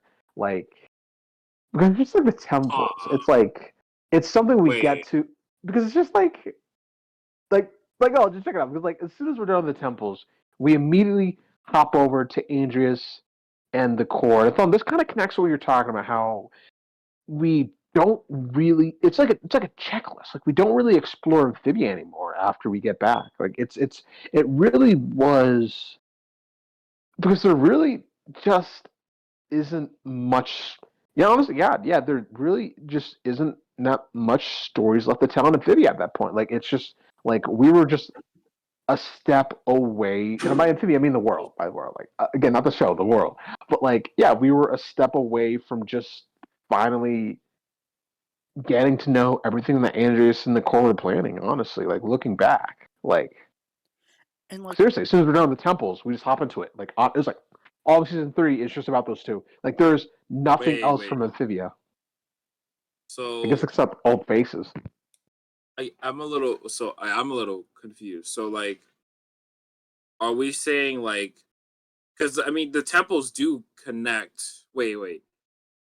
Because I'm a little confused because we do know how the temples connect to the prophecy, like right, like by all in. yeah, You know what I we mean? know that they were Like created as like a way for the chosen ones to the kind of girl. like the girls to back out of their prophecy. Yeah, yeah, and a way to make sure the gems win the right hand, right? No, but Like, like I thought that was the idea, like no, because because like remember, like I, I'm like okay, like the so gem, like the like the original temples, purpose. like the Dumb, you original go. prophecy is like the girls have these powers and they're going to defeat an evil. Yeah, The and if they want to temples, back out, yeah, the temples they aren't go to part the of the temple. prophecy. They're kind of just like, oh, okay, but if you're not interested in this, then you go here to get rid of it. Yeah, But because that's like, what's so because weird. It like, feels it feels weird. like, like but like the trials are there to make sure that the gems don't go into the wrong hands though, right? Yeah, I but thought that was the idea because like remember like the core can't act like no one can access the power of the gems through the girls. It's only drew the gems. So like the temples are designed to like okay, like we're going to let you guys leave, but like we have to kind of make sure that like once we give you guys back the gems, no bullshit's gonna happen. But Andreas and the core changed things by not giving them that information. The girls think that's their way, that's their only ticket of leaving Amphibia. So like, what's the word? Like they don't know what the gems are being used, the temples are designed for. So it's such like they're they're going to give the gems and the box to the wrong people. I always thought that was the idea. Like it was to make sure that the gems were in the right hands. But if you don't have that information, then like you wouldn't know that. You know what I mean? Like you wouldn't know they're a wrong hand if those wrong hands hid information from the girl. So I always thought that was the idea. You know what I mean? Like I feel like I'm right about that, right? Like that was my head canon for it. So like I'm not entirely sure because it's like the only reason Marcy and Sasha were able to get their powers back in the end was because Anne was still connected to it. yeah, And it's like that's it seemed like it's like all the girls passed the temple quest, but Anne still had her powers because it's like it felt like the temples were like, okay, like keep in mind you can do all this. It's like it's so weird. It's like if you fail, you still keep the powers. Me, bro, this is what I'm getting at. This is what I'm getting at. This shit's This convoluted. Like you see, you guys can't even you guys can't clearly explain this. Like, that's what I'm talking about. Like this is what's so weird with the temples looking back. It's like, how do they? Like, because it's so weird. It's like Wait, you want to so give up your powers, but you have to do this trial by fire to do this. Like, you can die. Like, these people can die on their way to give up these powers. Like, this is what's weirding me. This is what's like you look at what I mean. Like, this is what's confusing me because it's like I was well, waiting for some clever twist, some clever ass twist to come out and explain why it was set up that way, but it never happened. And huh? I don't. It's just weird to me. It's just so. I Also, it's like, who built the temples? Who made the temples? that's that's a weird Like, who one. made the I think who so. made the Like, I assume like temples? the Ohms built it or something because it's like yeah, or or like everyone built it. something. I don't know. I don't Yeah, know. it's It's weird. very weird because like I think okay, like I think the temples feel like they made okay. So Did the gems the make the powers temples? like huh? Did the gems make The the temples? Actually, no, but we know why where the couldn't gems came. why couldn't God Domino have made them? I Like, is don't. that Okay, not a thing at he this can point, do? it's kind of like just like magic. I don't. See It that is that's just my weird they don't give a thought. Yeah. concrete like answer of who built the temple because even Anne asks that question in the journal. I'm pretty sure. Like, so it is a bit strange. I don't know. I didn't feel confused about it. Like Anne, okay, so Anne is able to give Sasha and Marcy their powers at the end of the story. That felt like that worked for me. Like that. No, no, I don't know. That doesn't sound confusing. I no. guess like it felt like That that makes made sense to sense. me because it's like they're all part of the prophecy, and then Anne's still connected to it. So it's like Yeah. Yeah, yeah. It's just So like I feel like all of it worked. Like if you wanted the gems, like because like you don't want the gems to fall into the wrong hands, right? Like we don't want that to happen. You know, we got a whole season for that. You know what I mean? Like you know.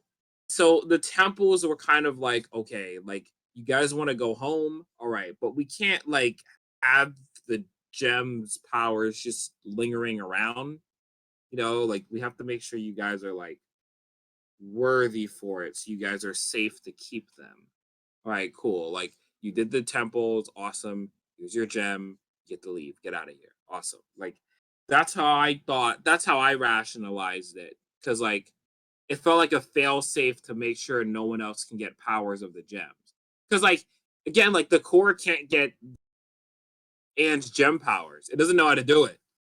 It has no clue what the hell it's supposed to do. Like you know, this 1,000-year-old being is like, the fuck? How do I get power out of her? Like, hey, you know what I mean? Like, yeah. that's that's in and of itself is a failsafe, like to the gems. You know what I mean? Like, so like the temples felt like another failsafe, like, well, not failsafe, but like another security measure to be like, all right, make sure that like the gems are in a good place.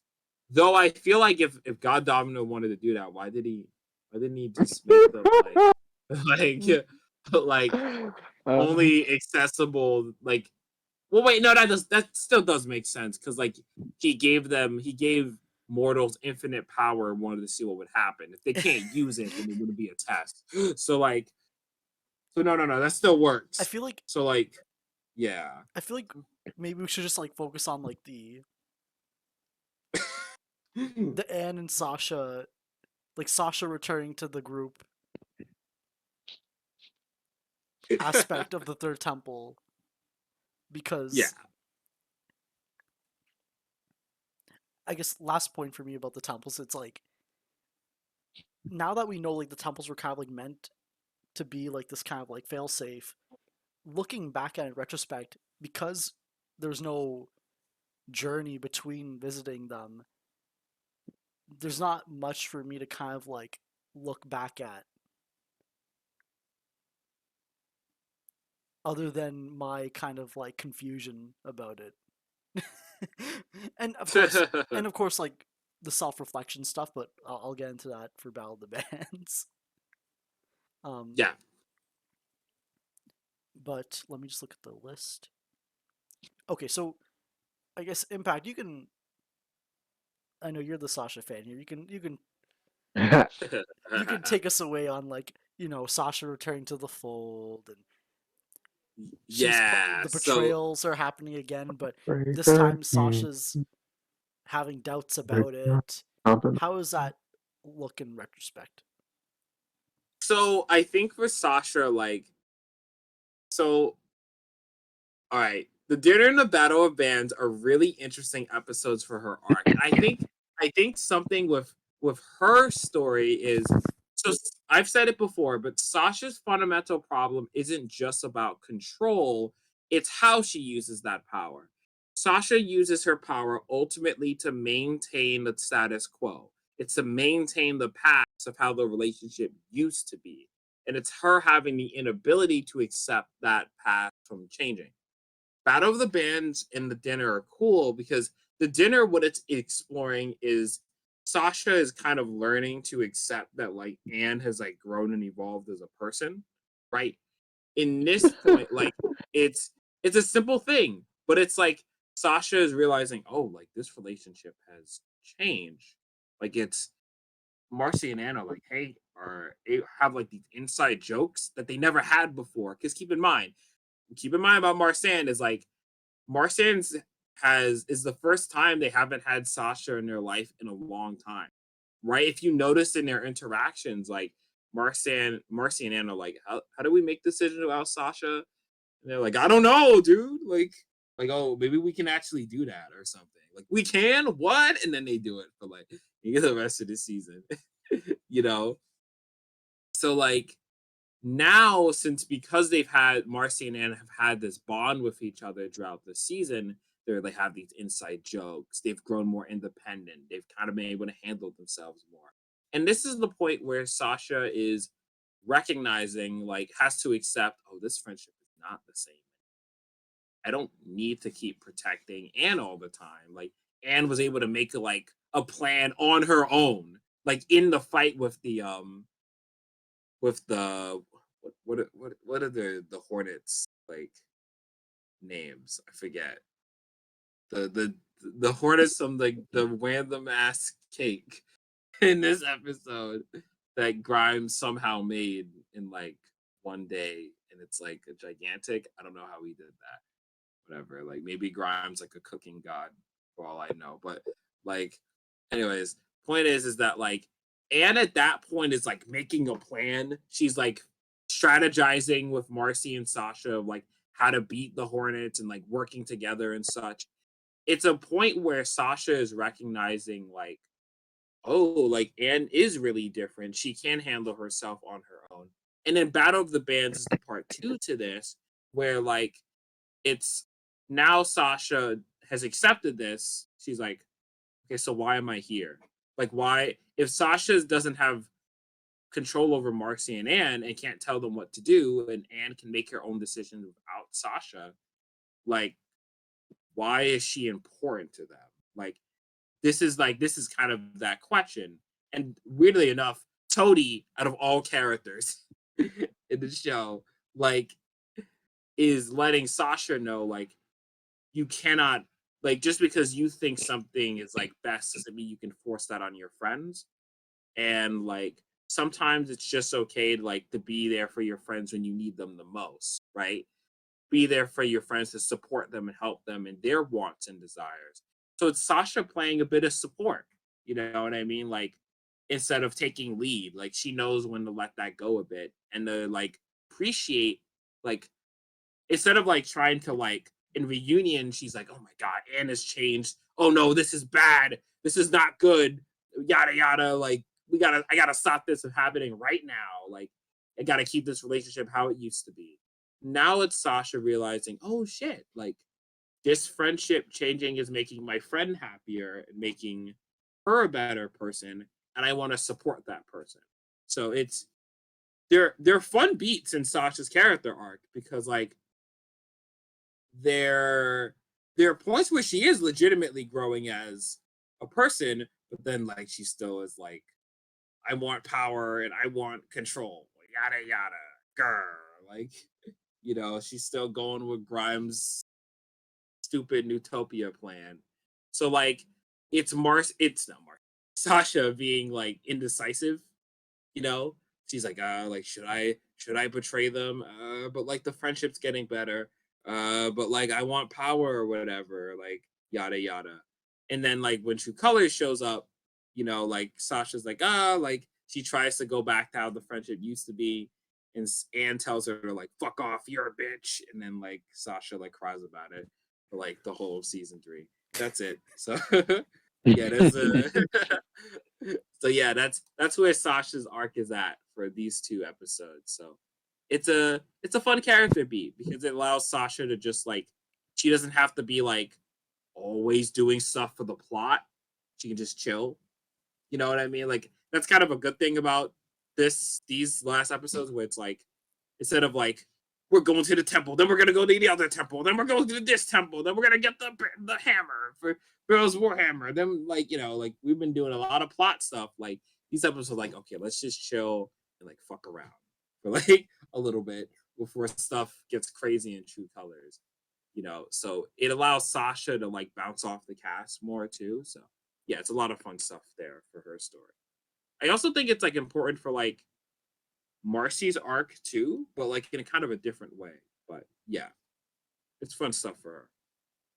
Yeah, like thank you, Back. Like I really like how Tony kind of teaches Sasha to be a supporting character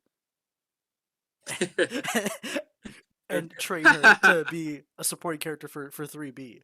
And but honestly though, I really liked that like that recap of like these episodes, like because it is a really like unique scenario for the show of like Sasha like interacting with the group and not like being antagonistic for like the conflicts.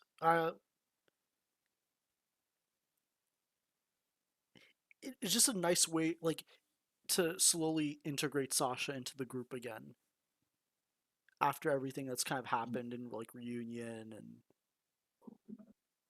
yeah, yeah, basically reunion.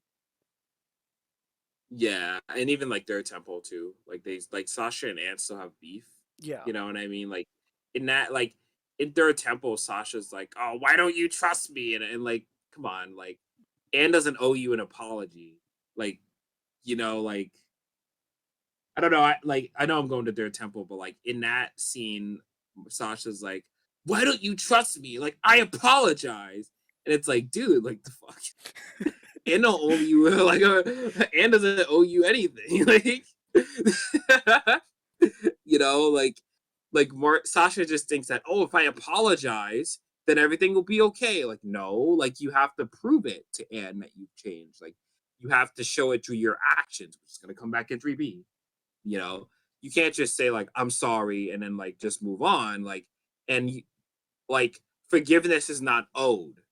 Like Anne doesn't have to forgive Sasha just because Sasha like said sorry. Like which like a theme of forgiveness is like a fun part of season 3, but it's starting often too. Like Sasha thinks forgiveness is like something that like you get by like something that you can just like get from someone. You know what I mean? Like not a choice they have to make. Like Sasha thinks because she did this and will do this. She must do this. She must forgive her. So it's I don't know, like it's an interesting beat for their characters. So when you come to the dinner, right, it's about kind of relieving that tension and kind of Sasha realizing, oh shit, the friendship is different. Uh-oh. I'm not getting inside jokes anymore, you know? which is like, I don't know. It's an interesting beat there. Also, like the dinner's hilarious. Sasha and Grimes' like entire interactions with each other is great. Like Grime being like a dad and telling like Sasha like, "Hey, don't act up during dinner. Don't mention this conversation. Like, okay, like, all right, like don't act up." And then Sasha starts acting up. Yeah, You and know, then the like planners act up even more. yeah, and like Anne is telling them like, "Hey, chill. Like, you know, like treat them well. Like, don't mention this topic. Like, don't mention Toad." Like, she doesn't say don't mention Toad Tower, but like, I like to think she did. You know what I mean? Like the dinner is like one of those like awkward like Thanksgiving dinners with like family. You know what I mean? Like they can't mention like this stuff, but don't bring up this conversation. Like they're telling the kids to not act up. Like it's a whole thing. So And yeah, like the dinner is hilarious. I get I get how the planners. Oh, Nick, I think your mic. Oh, my meeting. No, you're fine now. Okay, but it's like I understand both sides about how people were thinking like the planners are a little too hard on Sasha, and like okay, but yeah, the planners try like they try to kill them like back in season one, but it's like Yeah. and like I'm a planner fan, so like I'm trying to be like objective, but then like Hoppa like someone mentions like Sasha falling to her death, and like I think Hoppa mentions how like Anne like abandoned her closest friend for years for us, blah blah. It's like the most like brutal shit ever. Yeah, And it's like the damn, planters are savages. Like oh, I think Hoppa said like, oh, it's when Anne chose like Sasha, like chose us over Sasha, her like friend for like Yeah, life, her lifelong friend. lifelong confidant. Yeah. But like I know there's Hop nothing. Hop did not have to do that. Like Yeah, it's he didn't have to do that. yeah. I'm trying to be more like retrospective about it, but like, is there anything you guys want to talk about for Battle of the Bands before I get into like Battle of the Bands True Uh, Colors transition via N? uh, I think like I'm not even like I don't know like for like a retrospective of the whole show. I do think Sasha like that being there for your friends when you need it the most is like I don't know. That's like a such a cool like thing that I'll gush about like the Darcy fight again when we get there, but like I don't know. I do find it like poetic, a lot of poetic justice that like Sasha plays that role for Marcy at the end of the story and not Anne. Like because she's being that supportive role for Anne in this episode, but then she gets to play the support for Marcy in that fight. So I think I'll save like all those takes when we get there because like that fight has a lot of poetic justice to it. But like yeah, like that like aspect of Sasha is like also setting up that fight too. So that's it. Okay, and because I want to talk about Battle of the Bands, like specifically No Big Deal. Um, yeah, and Nick knows where I'm leading with this. It's a very like heartwarming way for Anne to kind of like express her journey in Amphibia. But looking back at season 2B, this is kind of like a hot take. Like, I think that Anne, like in 2B, I think this is the weakest part of Anne's character in in the series because Ooh. Okay. All right. Here we go. because like a lot of the episodes in 2B are mostly about her like about her reflecting, Yeah. and the episodes where and she does like provide like a lot, like she does provide a lot of like insight to other characters, but there's nothing really going on with her other than the self-reflection stuff of events that happened outside of 2B, with the exception of like the After the Rain drama stuff with Hop Hop. And it's fine, like it's all great stuff, especially with the second temple. And I it's nice that I'm glad the show acknowledged it, but it just means that like because the season was focusing on other stuff, like I felt like with the exception of True Colors, I feel like we can I'll get into that soon. It just felt like huh. Anne was just reflect. It was just. It felt like Anne was kind of just like, I don't want to say stagnant, but it's just like the wheels were turning, but she wasn't really going anywhere until True Colors. And like that's fine for the Hmm. series, but just for Anne's character, it's just something that like I noticed, or that's what I felt about. And like, Huh. I think like, hold on, can I jump in? Or uh, yeah, I think so, yeah. okay, so I think like I don't know. I always thought of season two. I think I mentioned this, yeah, Yeah, like but about like Anne like discovering season two. herself. Yeah, this is kind of a fun point where because I think one thing to consider about and building confidence is recognizing she's building confidence, right? It's that ability to be like, oh, I have changed in Amphibia. I have developed and grown myself. Because when season two first starts off, like Anne's like, I'm gonna develop and become my best self. And like I think Anne is recognizing, oh, like I kind of have become that already. It's sort of Anne like figuring out her own identity undefined by Anne and by Sasha and Marcy. You know what I mean? Like because if she acknowledges that she's grown and she's developed, that adds to season three. Because now like because season three is like a fun point where Anne's like arc is like tested a bit and Anne has to kind of question her own growth throughout the show. That only works if Anne recognizes and acknowledges her growth throughout the series.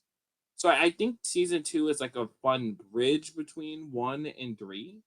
I can definitely see what you mean. I think like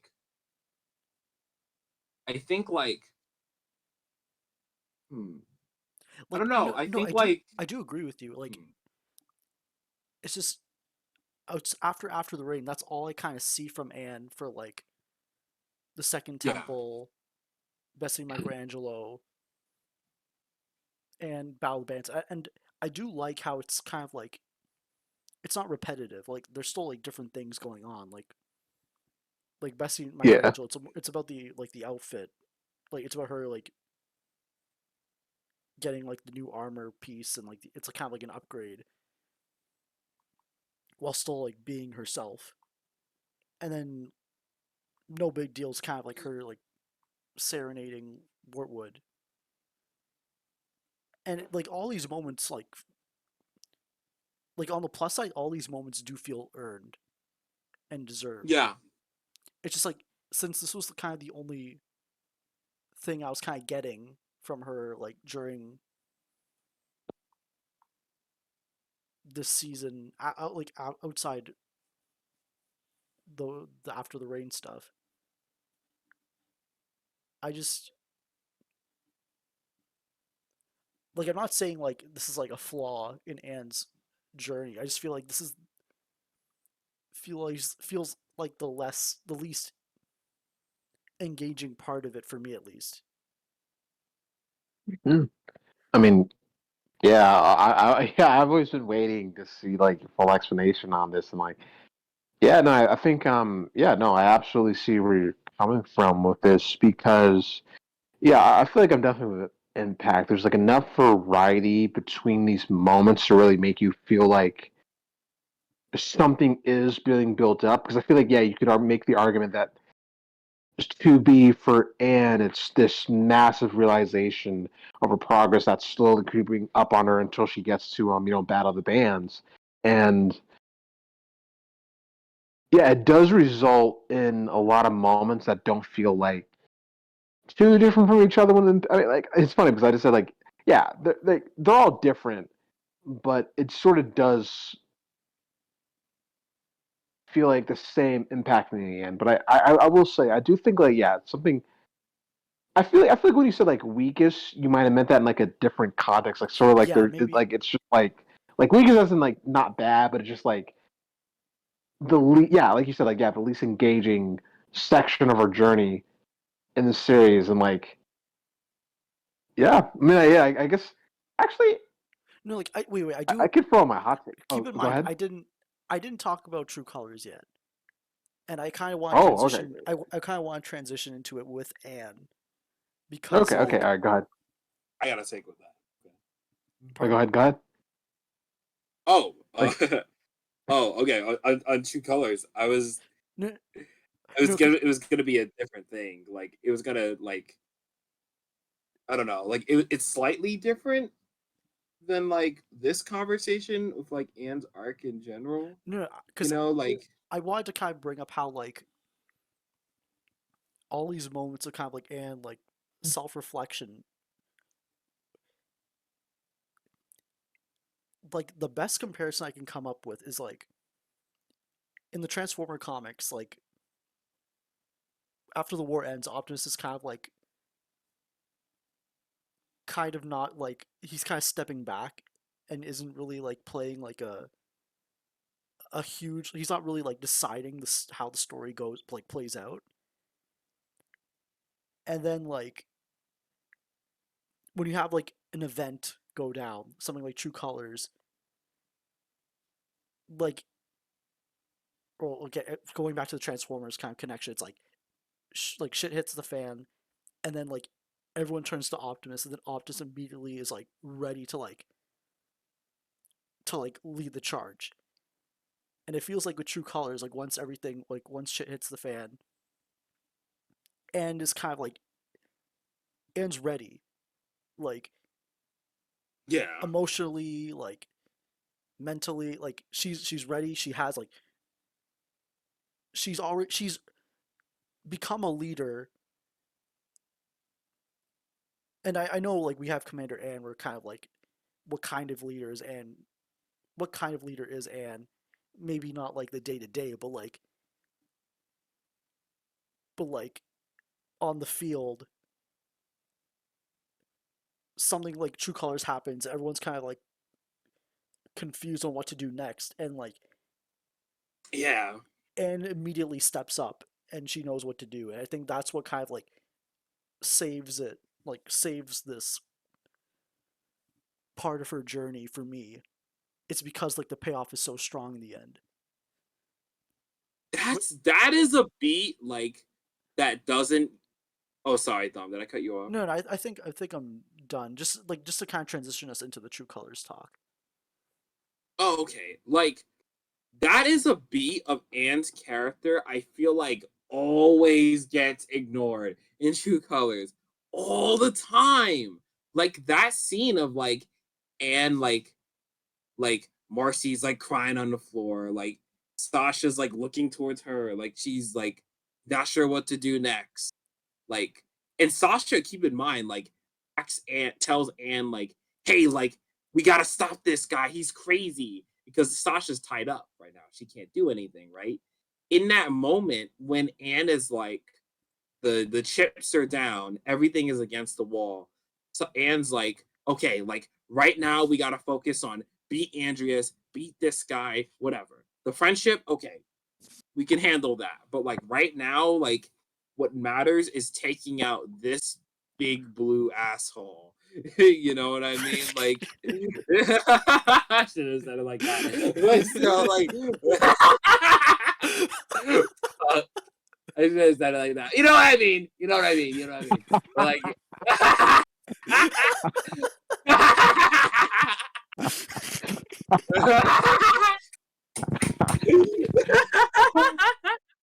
you know what I mean?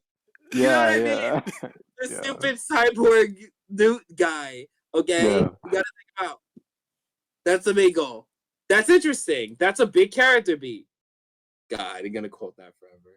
But whatever. Like it's a big character beat. Like, fuck. Like it's a big character beat for her. So like, yeah, and like I think it's just like something that's ignored when talking about her arc in 3A, right? Because that's a fun transition to that point. And it's like leading the charge in that season. So like she does it in True Colors. And people are always like, True Colors doesn't really change Anne's character. Fuck. Like, yeah, it did. Like that just happened. Like Anne taking lead is like a major character beat. You know? So yeah. Yeah. That's And I think on. like Yeah. there's No, also sorry, a keep going. Yeah, keep going. My bad.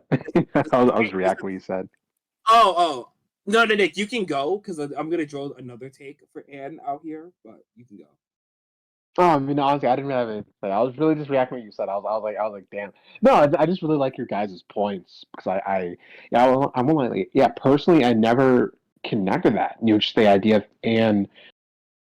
It's not even just agency. It's just her because it is agency, but it's just like just that ownership, just that feeling of actually, yeah, leading the charge for once. Yeah, it is really interesting connecting that to sort of you know I'm gonna stay right in the 3B talk, but just like the hardest thing, just that moment where she has Sasha and Marcy return back to Amphibia and just have her take down the core. It's I don't know, it's really interesting to think about that. And honestly, I feel kind of ashamed because I never realized that. Like I was just like, oh, awesome, a cool hero moment for Anne. Like I was just like, let's go. You know what I mean? I was just Like excited. I that's never a really thought about the character. nuance. Yeah. Yeah, that's a big character beat. And I think like I'm trying to think how I can articulate this point.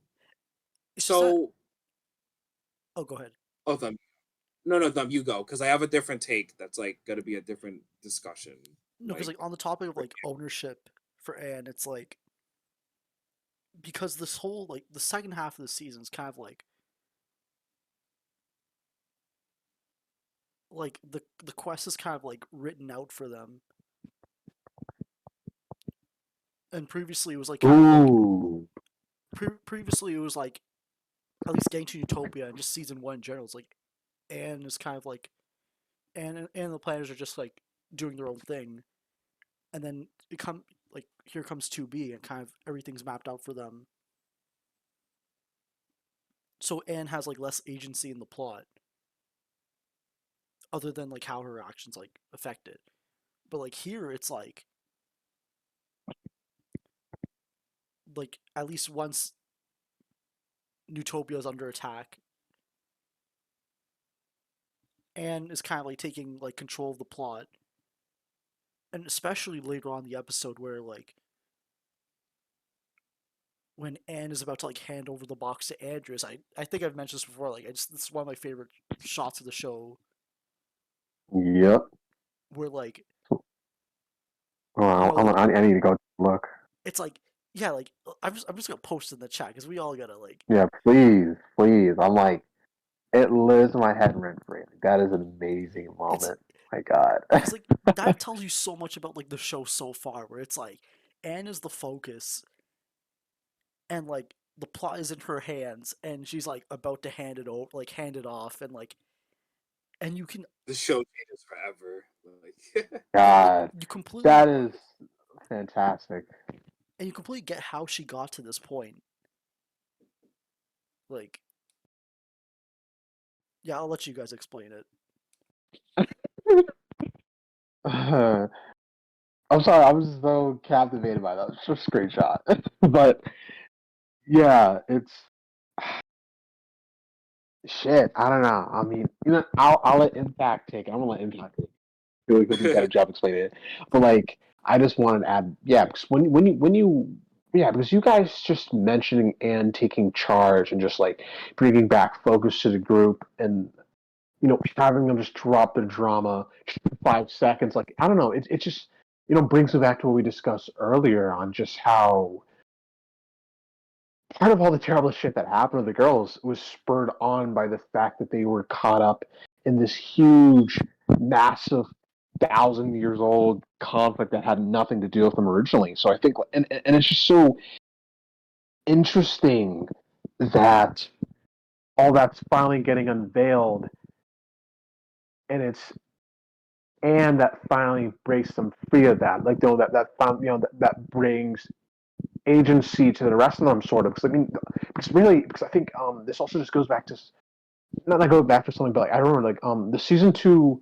I remember when these episodes all released on Disney Plus. I remember there was like this one crew art drawn for it to celebrate that, and yeah, it was and Sasha and Marcy's sort of like what are those kind of things called, like the wind up dolls, like the ballerina things on like a set, Oh, like you can wind them up and they'll dance for you. Yeah, it's that feeling of them being wounded up in this plot they had no idea they were a part of, and like it's so interesting that like Anne wasn't just gaining her agency from her friend group, but also just from this huge, massive plot she didn't even know that she was a part of. Like it's like I don't know. I'm just realizing that now. Like that's just such an interesting thing. Like it gives that moment so much weight. Like she's extremely well written character, man. Like there's like damn, like y'all, it's there. Like she that wasn't just a moment of her breaking free of those two, but just like championing on ahead from what they've been ensnared in since the beginning of season 2. Because yeah, seriously, they were all playing right in Andreas's and the core's hands, but like no, Anne's defying that now. So shit, that's good. That's good, but also Impact. Okay, good. Okay, now that goes like Impact. You can go. You can elaborate on Thumb's point now. so like yeah, like this is such a big point in the show because I think one thing to keep in mind about Andreas and the core is that they're simply just like ways to prey on like the toxic nature of the friendship. So for Andreas's sake, right, he is able to manipulate Marcy and her like want to maintain the connection and play into a vulnerability of their relationship, right? So Andreas and like the core, both of them, right, get to be these like wedges into their relationship and dynamic and like prey into like the toxic problems of it. So like when Andreas gives Anne the box, it's out of like this kind of three-way problematic issue of Anne not listening to Sasha and choosing her own destiny and her own fate, but at the same time not considering Marcy's like opinion and like her wants. No, what's the word? Like not listening to Sasha and ignoring her word because of all the betrayals that she's had from Sasha throughout the relationship. And Anne kind of learning to gain confidence of herself and stop believing in Sasha's like bullshit. And then Marcy, of course, is like this secret like third player who's like also behind the scenes of everything. That like she's the one leading the temple. She's the one leading them to Newtopia, right? Like, and Anne and Sasha are not thinking about that. And just like the audience, right? Just like the audience, we aren't really thinking about like, oh, like in the sense of like how do I put it, like we know Marcy has a plan, but like we're not like we're not thinking like Marcy's evil or something like that. No, no, no, no. It's just more like we don't know like she's this third player that like is secretly like the biggest game changer of them all because she's the one who sent them to Amphibia. She's the one who wanted the friendship to stay like this forever in going to like different worlds and stuff and maintain the status quo of the relationship in Amphibia, right? So like Andreas and Nakora just kind of ways to prey on the relationship. So when when Anne gives Andreas the box, it's just kind of the point where the whole friendship fucked up. You know what I mean? Like him getting the box is an amalgamation of this friendship not working out. And I think a lot of times with a lot of True Colors takes, I noticed that like you have to analyze all three of the girls for this episode. Like you can't like have like, oh, this is the Anne, like this is like a major beat for Anne's character, or like, oh, this is a major beat for only Marcy's character. Can't do that. Like, if you want to analyze like one of the girls' like arcs here, you have to analyze Sasha. You have to analyze the other two, right? If you want to get like Sasha's motivations in this, you have to get Marcy and Anne, right? If you have to get like Anne's motivations, you got to get Sasha and Marcy and her relationship with them, and like yeah, it's just like this awesome three-way conflict where Andreas gets to just prey on this problem. And then like the core does something similar in the finale with Darcy, right? With like playing into like I'll save it when we get there, but like yeah, like Andreas gets to just be like a representation of like the problematic nature of their relationship and just kind of prey off that. So yeah. And it's a great turning point for the whole show because like, you know, Andrews getting the box is a big deal. Like we have a whole season about like dealing with the invasion and like Amphibia's getting destroyed and like we're on Earth and then like Marcy and Sasha are like suffering for like half a season. You know, like in Amphibia, you know what I mean? So it's such a True Colors is such a game changer and like this one moment of Anne giving like Andreas the box is like it's so much, you know? So it's great. Yeah, I'm trying to think of like, because True Colors, like, this is everyone's picked this apart, like, down to the Yeah. frame. Like, I kind of I want to mean, talk about the impact True I was at Colors had on the the fandom. fandom. Yeah, The, fa- the Oh, fandom. okay. Dun, dun, we dun. can I talk was about. gonna mention like oh, Oh, sorry. go ahead, Pat. If it's related to the show, yeah, go ahead. Oh, yeah. I was just gonna mention like, I don't know, like I I have an Anne take for this. I just wanted to throw this out there. I Ooh. kind of like how like Anne's growth in this story kind of inadvertently leads to the problems in True Colors though. You might not think about it, but No, no, yeah, I definitely like agree. Cause like A Day at the like Aquarium, it's like, yeah, her. yeah, I say it's even beyond that. Like in okay, right. So Anne has learned to like develop herself throughout Amphibia and to believe in her own decisions and her own wants, right? Yeah, She ignores Sasha's word and then like doesn't pay attention to what she's saying and what her warnings to her. And not listening to Sasha in this one moment. Every other time it was bad. But now this one time, you know, when she has to listen to her and does and learns the lesson, uses the lessons from the show and ignores Sasha and believes in herself. But that's a bad thing because it gives Andreas the box. But then like you have this situation like Day of the Aquarium, like Dom, like you mentioned, where like Anne like has recognized Marcy's growth as a person and kind of believes like, oh, like if she leaves with the planters, like Marcy's gonna be okay. She's been okay in Utopia so far, right?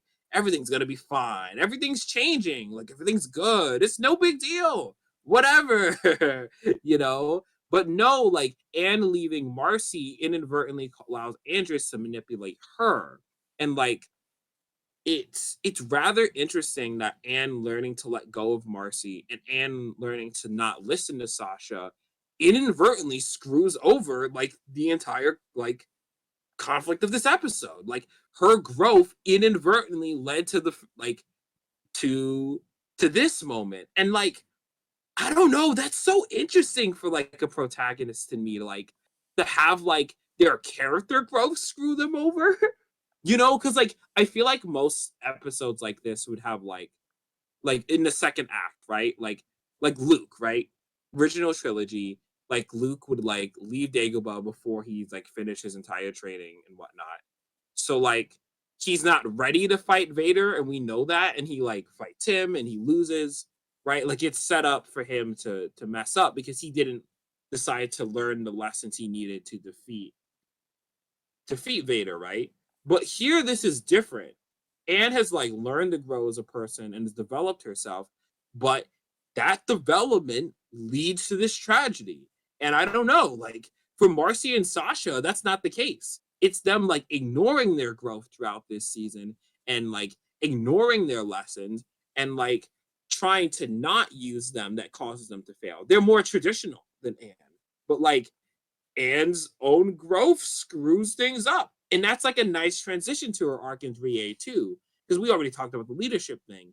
But also, like, again, a lot of 3A's arc is about Anne like using her lessons from Amphibia in like a trying to relearn her lessons and thinking like, oh, like Anne is trying to keep this like fake sense of confidence. And this like comes from like her confidence building in season 2, but that causes a problem here. Like, I don't know. It's like it's interesting that Anne has a much more to learn and grow from, and has to kind of learn more nuances of her lessons from Amphibia because at this moment she needed to consider that. She didn't consider like, oh shit, like, okay, wait, maybe Sasha's making a point. Maybe I need to empathize with her a bit and like get what he's talking about right now. Or like with Marcy, she needed to think about, wait, why would like maybe like Marcy's gonna like maybe there's a reason why Marcy's trying to like keep me with her all the time. Maybe I need to consider that more. Okay, like Anne's empathy becomes like a part of her character. Like there's a reason why Anne starts empathizing with Sasha and Marcy because when she didn't do that before, screwed things up. So like I don't know, it's just interesting. That's a fun character beat for Anne, like looking back at it. And I'm wondering, like, I don't know, it's so unique for a protagonist. It's weird for their growth to inadvertently screw them over. Like that's I don't know. That's cool writing to me. I like that. So that's it. Yeah, thank you. Like, yeah, it's just a nice. Like, I always knew, like, and like I always thought about it in with like in context with A Day at the Aquarium, but like continuing that into True Colors, it's like. And I think you mentioned earlier that like to look at True Colors, you have to look at like all the girls and how Andrew's getting control is kind of like a failure of the friendship led to like Andrews being able to like take over so easily. Yeah. Yeah, it's those are great points. Yeah. And like I'm trying to not drag it too much. But like yeah, it's just an interesting point too because I think it's also important to consider that like Anne growing as a person makes Marcy think she's doing the right thing too. That's something to keep in mind. Like Anne's own sense of confidence and growth from Amphibia and Sasha like actually being like interested in like the world of Amphibia through like her armor and stuff and like her like joining into the fantasy like her is also a big thing too. Like once again, like the character growth of like all the girls in it like can sometimes cause problems. That's cool. Like that's cool writing. That's interesting. Yeah. Like when Anne thinks like, oh, I got this. I'm my best self. I'm like the best I'll ever be. Like I'm awesome and amazing. Haha. And Chuka's like, psych! Like, you got more to go. Like, like I don't know. It's just neat.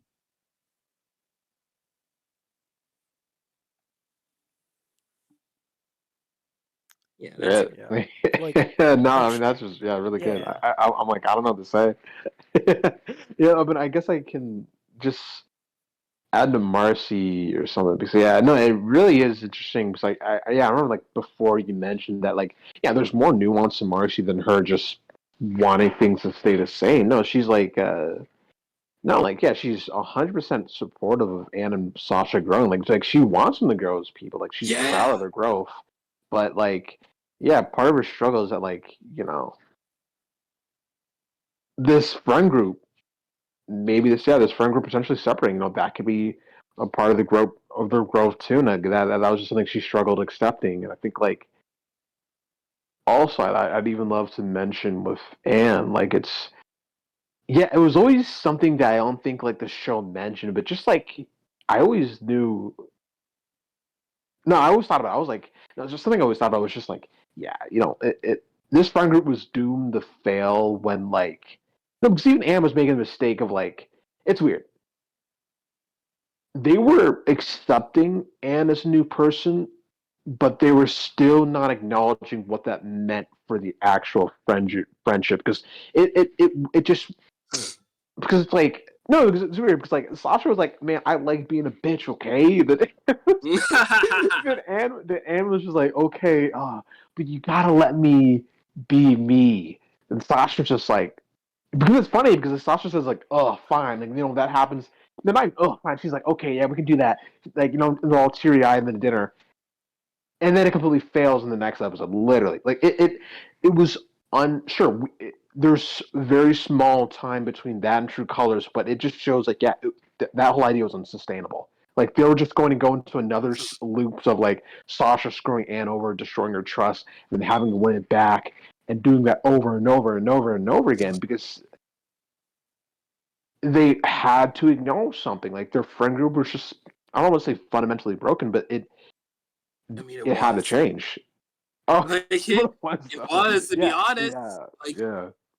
you needed to break, you needed to break it to like rebuild it again, because Yeah. I think this is something that like I'll save this for the parent take. I got a take on that, but like I'll Ooh. say yeah, I got something to say, but like I want to say, like, I think something about the girls' dynamic that gets lost a lot is like, I'll save it. I'll save it for later because I don't think it's a True Colors thing. But yeah, like I think it is interesting though that like Nick, you said that, and like keep in mind like when, because it was a little ambiguous of like who established the dinner in the first place. Like, was it Anne? Like I always assumed it was Anne, right? Like Anne was like, hey, let's have dinner with Sasha, and the Planter's like, I don't know, she's kind of a bitch. Anne's like, come on. I'm like, okay. But like, no, it was Marcy who actually suggested the idea. I like that. I like that Marcy's a character who likes to speed run stuff. Like, she's like, oh, okay, like I'll be able to speed run like um Anne's like speed run like my relationship, like Marcy's relationship with Wartwood. She tries to like speed run her way to it by like trying to like make the town approve her and whatnot. You know what I mean? Like she tries to do it in one episode and tried to do it in one season. You know, like, Yeah. and then she does like the same thing with the dinner. She's like, oh, okay, we just need a dinner. Bada bing, bada boom. Then like Anne and Sasha will stop yelling at each other, and I can have my perfect, beautiful relationship, with them forever and ever. It'll be perfect, right? Right? We just need one episode for this. We're good, right? No. We're not. It's not how that works. You know what I mean? So even that, I still think it's a big character beat for Sasha still. You know what I mean? But like it it also needed time for that like to happen. It couldn't just like Marcy couldn't just like, all right, let's have a dinner and make up. Okay, bam, easy. Like mission complete. Like let's go to the next thing. You know what I mean? So I don't know, it's interesting for that. Cause I think like I don't know. I think that's like a showing of Marcy's character, which is interesting because like season 2 is written around Marcy. If you think about it, like Marcy's viewpoint of Amphibia is like essential to the way the season is structured. Like the Zelda temples is like how like Marcy views Amphibia as like a big game, right? So the temples are like her viewpoint of Amphibia being shown to the audience and to Anne. It's Marcy sharing that idea of it, right?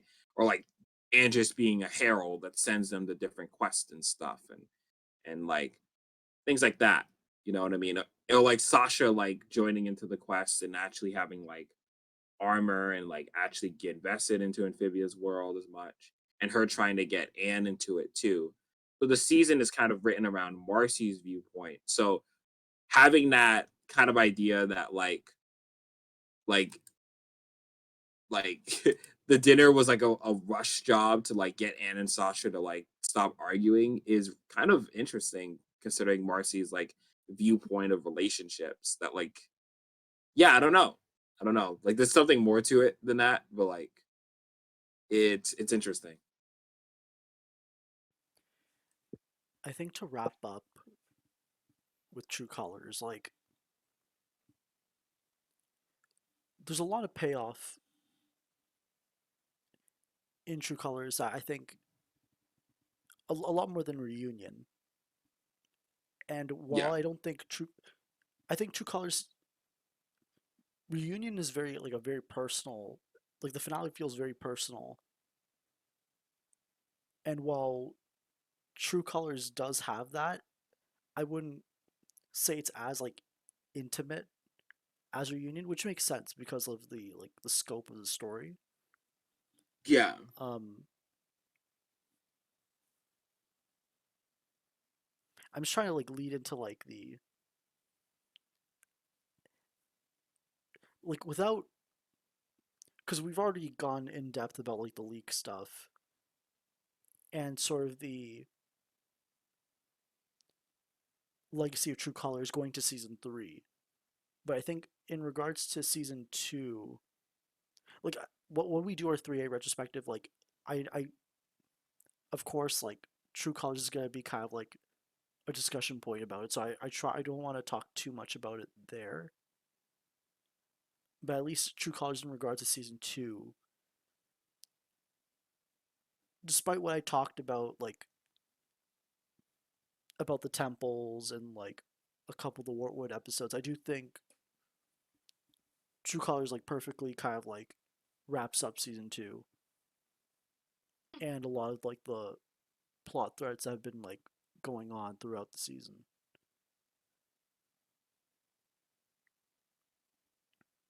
Especially like you guys mentioned all the trio stuff, the gem stuff, even Frobo, like his inclusion kind of like helped eases us into like the big reveal about like the factories like coming up again and going to season 3 kind of like normalizes the inclusion of them into the show. Yeah. Then he gets Goomba stomped by Andrea. So or it's more like like crushed and then Goomba stomp. So Goomba stomp, damn. Yeah, Hedges was just like trying to Goomba stomp everyone. Seriously. And like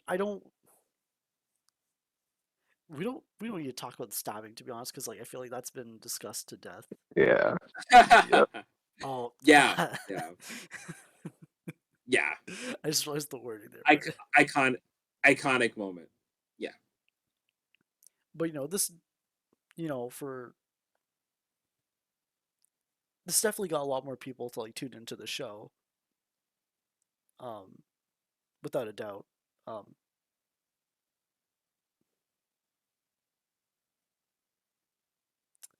I'm trying to think. It's like hmm. so many people like got into the show because of True Colors. It's like,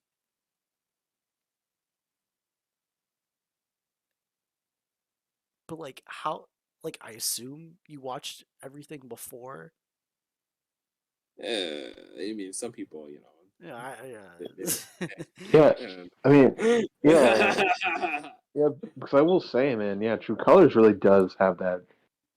I think it definitely is the most famous Amphibia episode. Like I swear, anytime like I've seen, I don't know, anytime I saw like a review of season 2, like someone, I don't know, someone they would always just like hype the shit out of True Colors before they even, 30 minutes before they even covered it in their season 2 review. Like it is an episode a lot of people are in love with. You know what I mean? Like, yeah. yeah, yeah. I think it definitely deserves that love. Like, I don't know. I guess like I personally like I don't know. I don't want to talk about too much about my point, but like I don't know. Like I didn't come into the show like expecting True Colors. You know what I mean? I just came in like, oh, funny. This is like a it's like one of those shows. You know, I said it before. Like, oh, the Gravity Falls guys made this. Oh, that's cool. Very Let me false watch guy. this. So like it. I didn't come into it with True Colors in mind.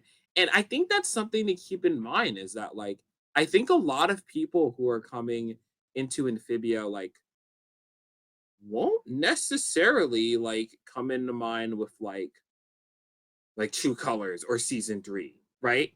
So there's a lot of moments like I think people would come in for season 3 too. Like I know some people who come into like the show because of like Darcy, right? Like they saw her design or their design and they were like, "Oh, hold on. Like who are they? What's that about?"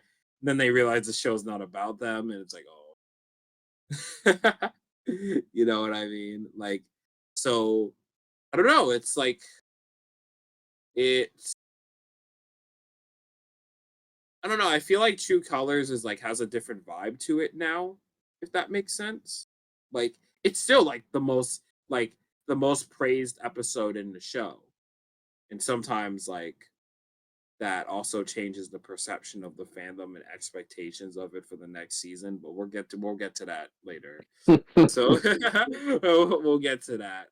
And I think there's some reasonable expectations to be fair. I don't think it's like a dismissal. We'll debate it when we get to 3A, but like yeah, it definitely like I guess I Oh, impact you there?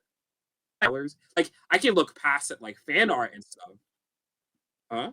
No, so I think you cut out for me for a bit, for Oh, like a brief oh, second. oh. Yeah, I was just saying that like I don't really have a reference between like besides like fan art and stuff. You know what? No, there are differences with like fan fiction and stuff. Like with Andreas, he's like a different character. Like depending on like what time like you read a fic, like when season 2 was airing and then season 3. But like I won't get into that. But like yeah, there's like there really is, but like it's not a bad thing. It's not a bad thing. It's just like you can kind of tell the climate of a fandom when you read like when you see fan art and like fanfics and stuff, like when the show was airing, like with Marsan, right? Like Marsan has like a ton of like, oh, this is super happy and awesome, woo! And then like see like True Colors, like everything after that is like, no, no, no. Is that exactly like that, or at least like I don't know. I won't go on a whole thing about it, but I do think True Colors is definitely influential in the fandom, especially fan content as a whole. You know what I mean? Like it changed like now we had like theories of like Anne's arm is gonna get ripped off and like Sasha's gonna lose her eye. Like you know what I mean? Like which is not gonna happen. Like I don't know, like it changed the vibe of it, I guess. There we go. That's it. Yeah, it's just that, like with True Colors, you can see that like almost like every like single plot detail that's happening in True Colors has been like laid out throughout the entire series, like so far. Like every character motivation, every like conflict and like story element, whatever. It's like it's all like True Colors is built on all of that. And like it feels like with the fandom sometimes, it feels like True Colors is not like the starting point. It is like the final step in like a bunch of of a staircase. And it's like you're not gonna be at the top all the time. You gotta like climb. You gotta climb to get there. And it's like you can't have an episode like True Colors all the time without all of that like preparation. Yeah. And like And maybe I it's think like you go though. Oh, and maybe it's like easy for Amphibia, like not Amphibia fans. Sorry, it should be. It might be easy for some people to kind of like think of it that way because they're kind of like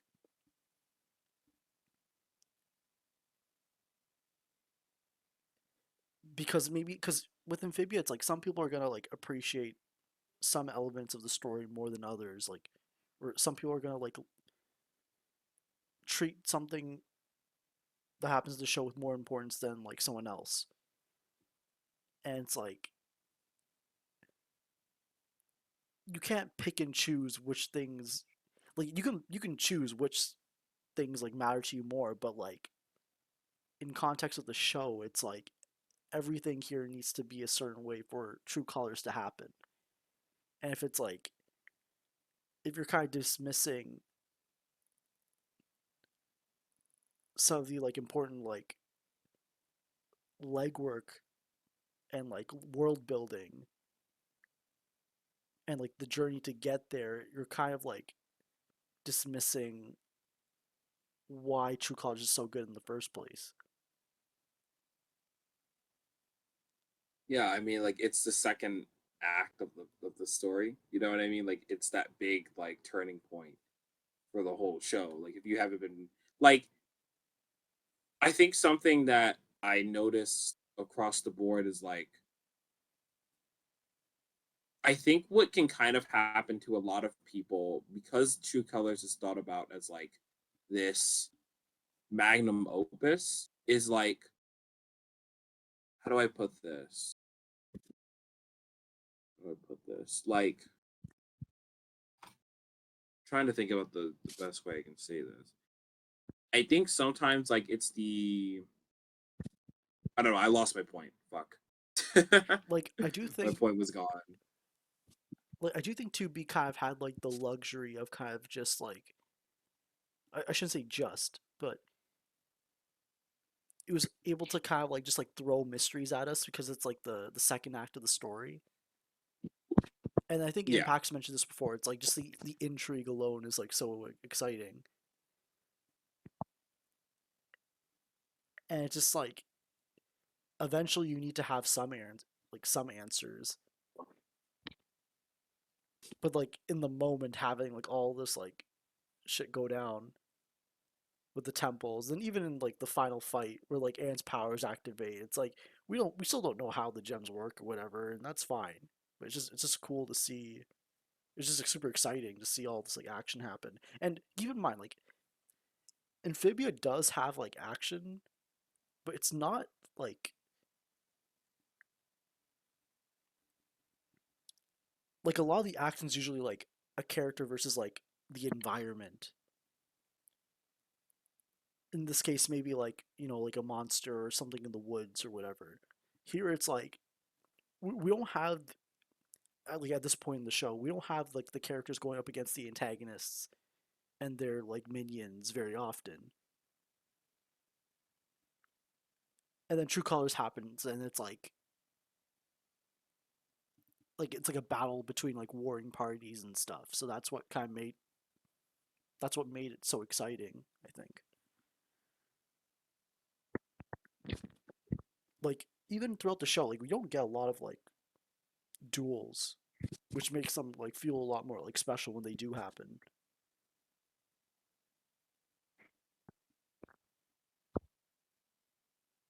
That's a good point. I didn't even think about that. Huh. Like I mean like I was gonna save like a little bit of like because I think the structure of it, like True Colors, like is a big game changer for the whole series. It's also a game changer into like the focus and goal of the series of like of the structure of the show. You know what I mean? Like it's kind of the point where like the goal isn't like get Anne home. It's like we got to get Sasha and Marcy home. We got to defeat Andreas. We got to stop the core. We got to know about the lore of the alms. Like it's like 20 things going on in season 3. You know, so like I don't know. It's interesting, and I think sometimes when trying to get to like if you're trying to get into the show with just True Colors, like be forewarned that like it's you're sort of missing the point because like Amphibia is more about its journey rather than its destination. So much of the fandom is so focused on the destination that like you'll miss the point of the destination if you don't pay attention to the journey. Like that is Amphibia's like that's a bread and butter thing in Amphibia in general. You know what I mean? Like I think like when we get to season 3, this is where like a fun part of Amphibia's fandom is like we're gonna see some interesting stuff that comes out of that mindset a bit. And like not to like straw man, right? I don't want to pull like I don't want to like make an argument for like against season 3 sound like dumb to like prove my point. Like no, there's like legit points. Like I'm gonna talk about them when we get there, but like it's you have to understand the journey before you get to this destination in true colors. If you've chosen to ignore that, you're also gonna probably not understand a lot of core beats going on throughout the rest of the show and true colors. Like Marcy getting like stabbed is not like this point where like, oh, we're gonna have a lot more gore and like whatever in the show. Like, no. Like it's the death of the fantasy. Like that's the idea. It's like a fictional representation of that concept. Like Marcy getting stabbed is like not like not justice. None of the girls getting hurt is justice. No one wants 13-year-old kids getting hurt. You know what I mean? But like it's not a point in the show where like, oh man, we're gonna have like Anne and Sasha, like the tone's gonna be completely different. It's gonna be a different show. Like, no. It's still a turning point. It's just that like it's not the show isn't going to completely like rip itself apart because of this one episode.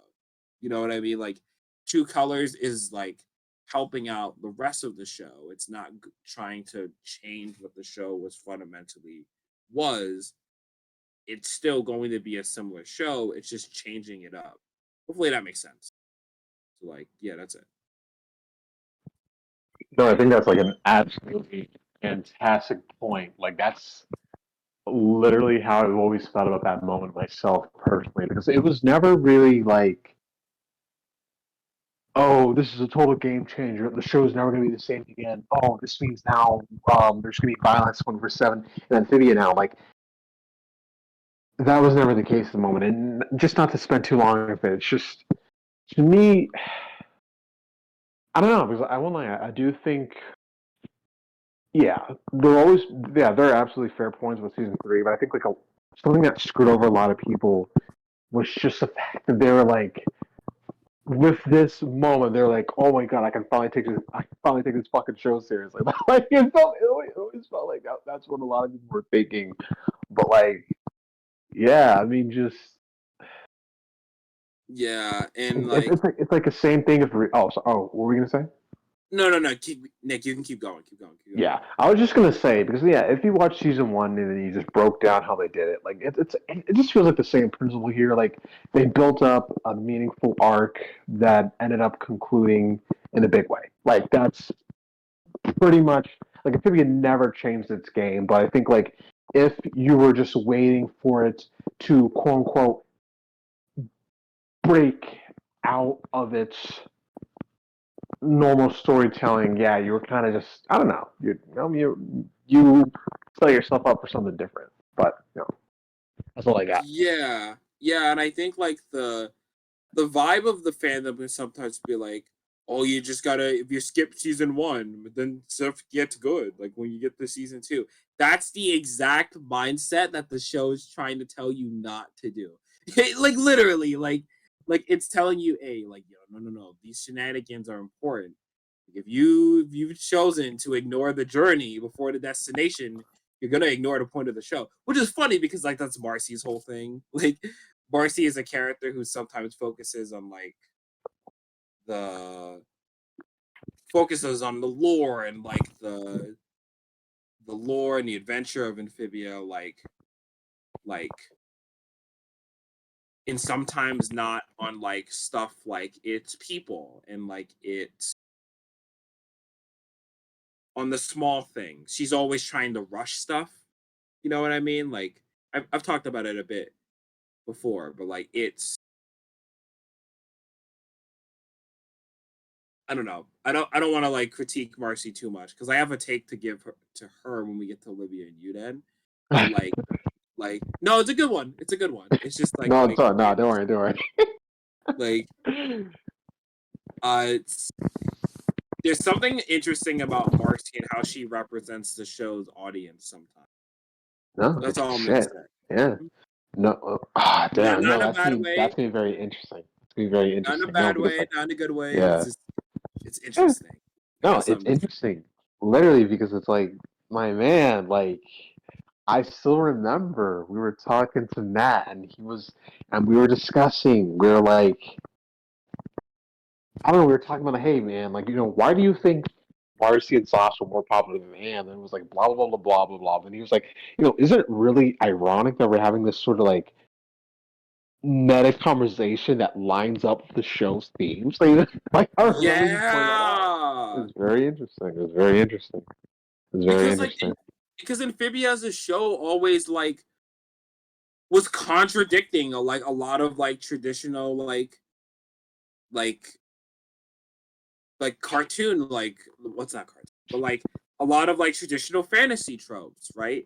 Usually like Marcy's like your classic isekai protagonist, right? You know what I mean? And it would sort of question like her own escapism and stuff. So like I don't know. It's like Marcy being a character who sometimes only focuses on like the plot stuff of Amphibia and like lore stuff, and sometimes doesn't inadvertently think about the people and the relationship she can make there, and is sort of focused on like like what's the word like not focusing on that journey. She's focused on the destination. The character is ultimately missing key parts of Amphibia's narrative. Like, but like at the same time, Marcy is also the most popular character in the fan. Oh man, I want to save that. I need to think about that more because I don't want to draw a Marcy take that I regret in like Like, 5 minutes.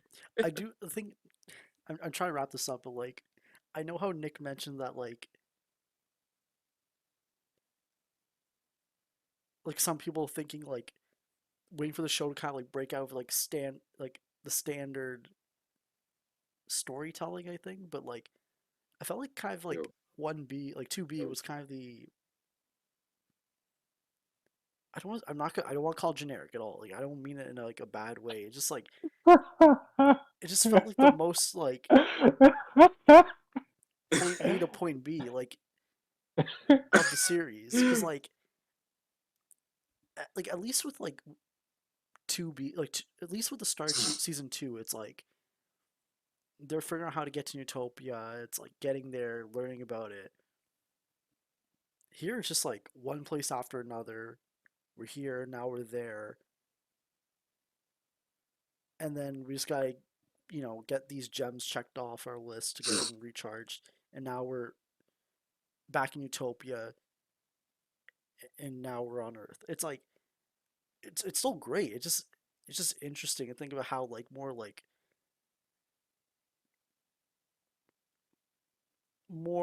linear 2B has been, even though a lot of the elements of the show, like of 2B, are kind of, in retrospect, weren't look. We're looking at back at it with like a more like not negative, but more like like the temples were kind of like a fail safe. Marcy, it's hard to like we're looking back at Marcy how she was like planning, or she knew about all this stuff. It's like yeah, it's like it's a very straightforward part of the show. It just and Huh. the show's telling us like like well in retrospect like we find out all this stuff is like stuff that some it's like a deconstruction, but it's like everyone wants like not everyone. I mean, a lot of people in the fandom want this. Yeah, kind of inadvertently want, like, because Marcy is trying, like, what Marcy's want of the show, but, like, Marcy's want of the show inadvertently contradicts most of the series, so it doesn't. Yeah. it's yeah. It's it's very funny that, like, 2B is, like, the most standard part of the show, yet is the most praised part of it. Like, but then, like, it's a whole thing. It's a whole thing. And I think with that, we can wrap up this 3 hour and 45-minute recording. Oh God my god. damn! How? Say How? goodbye, everyone. See ya. Peace, everybody. See ya. Ciao.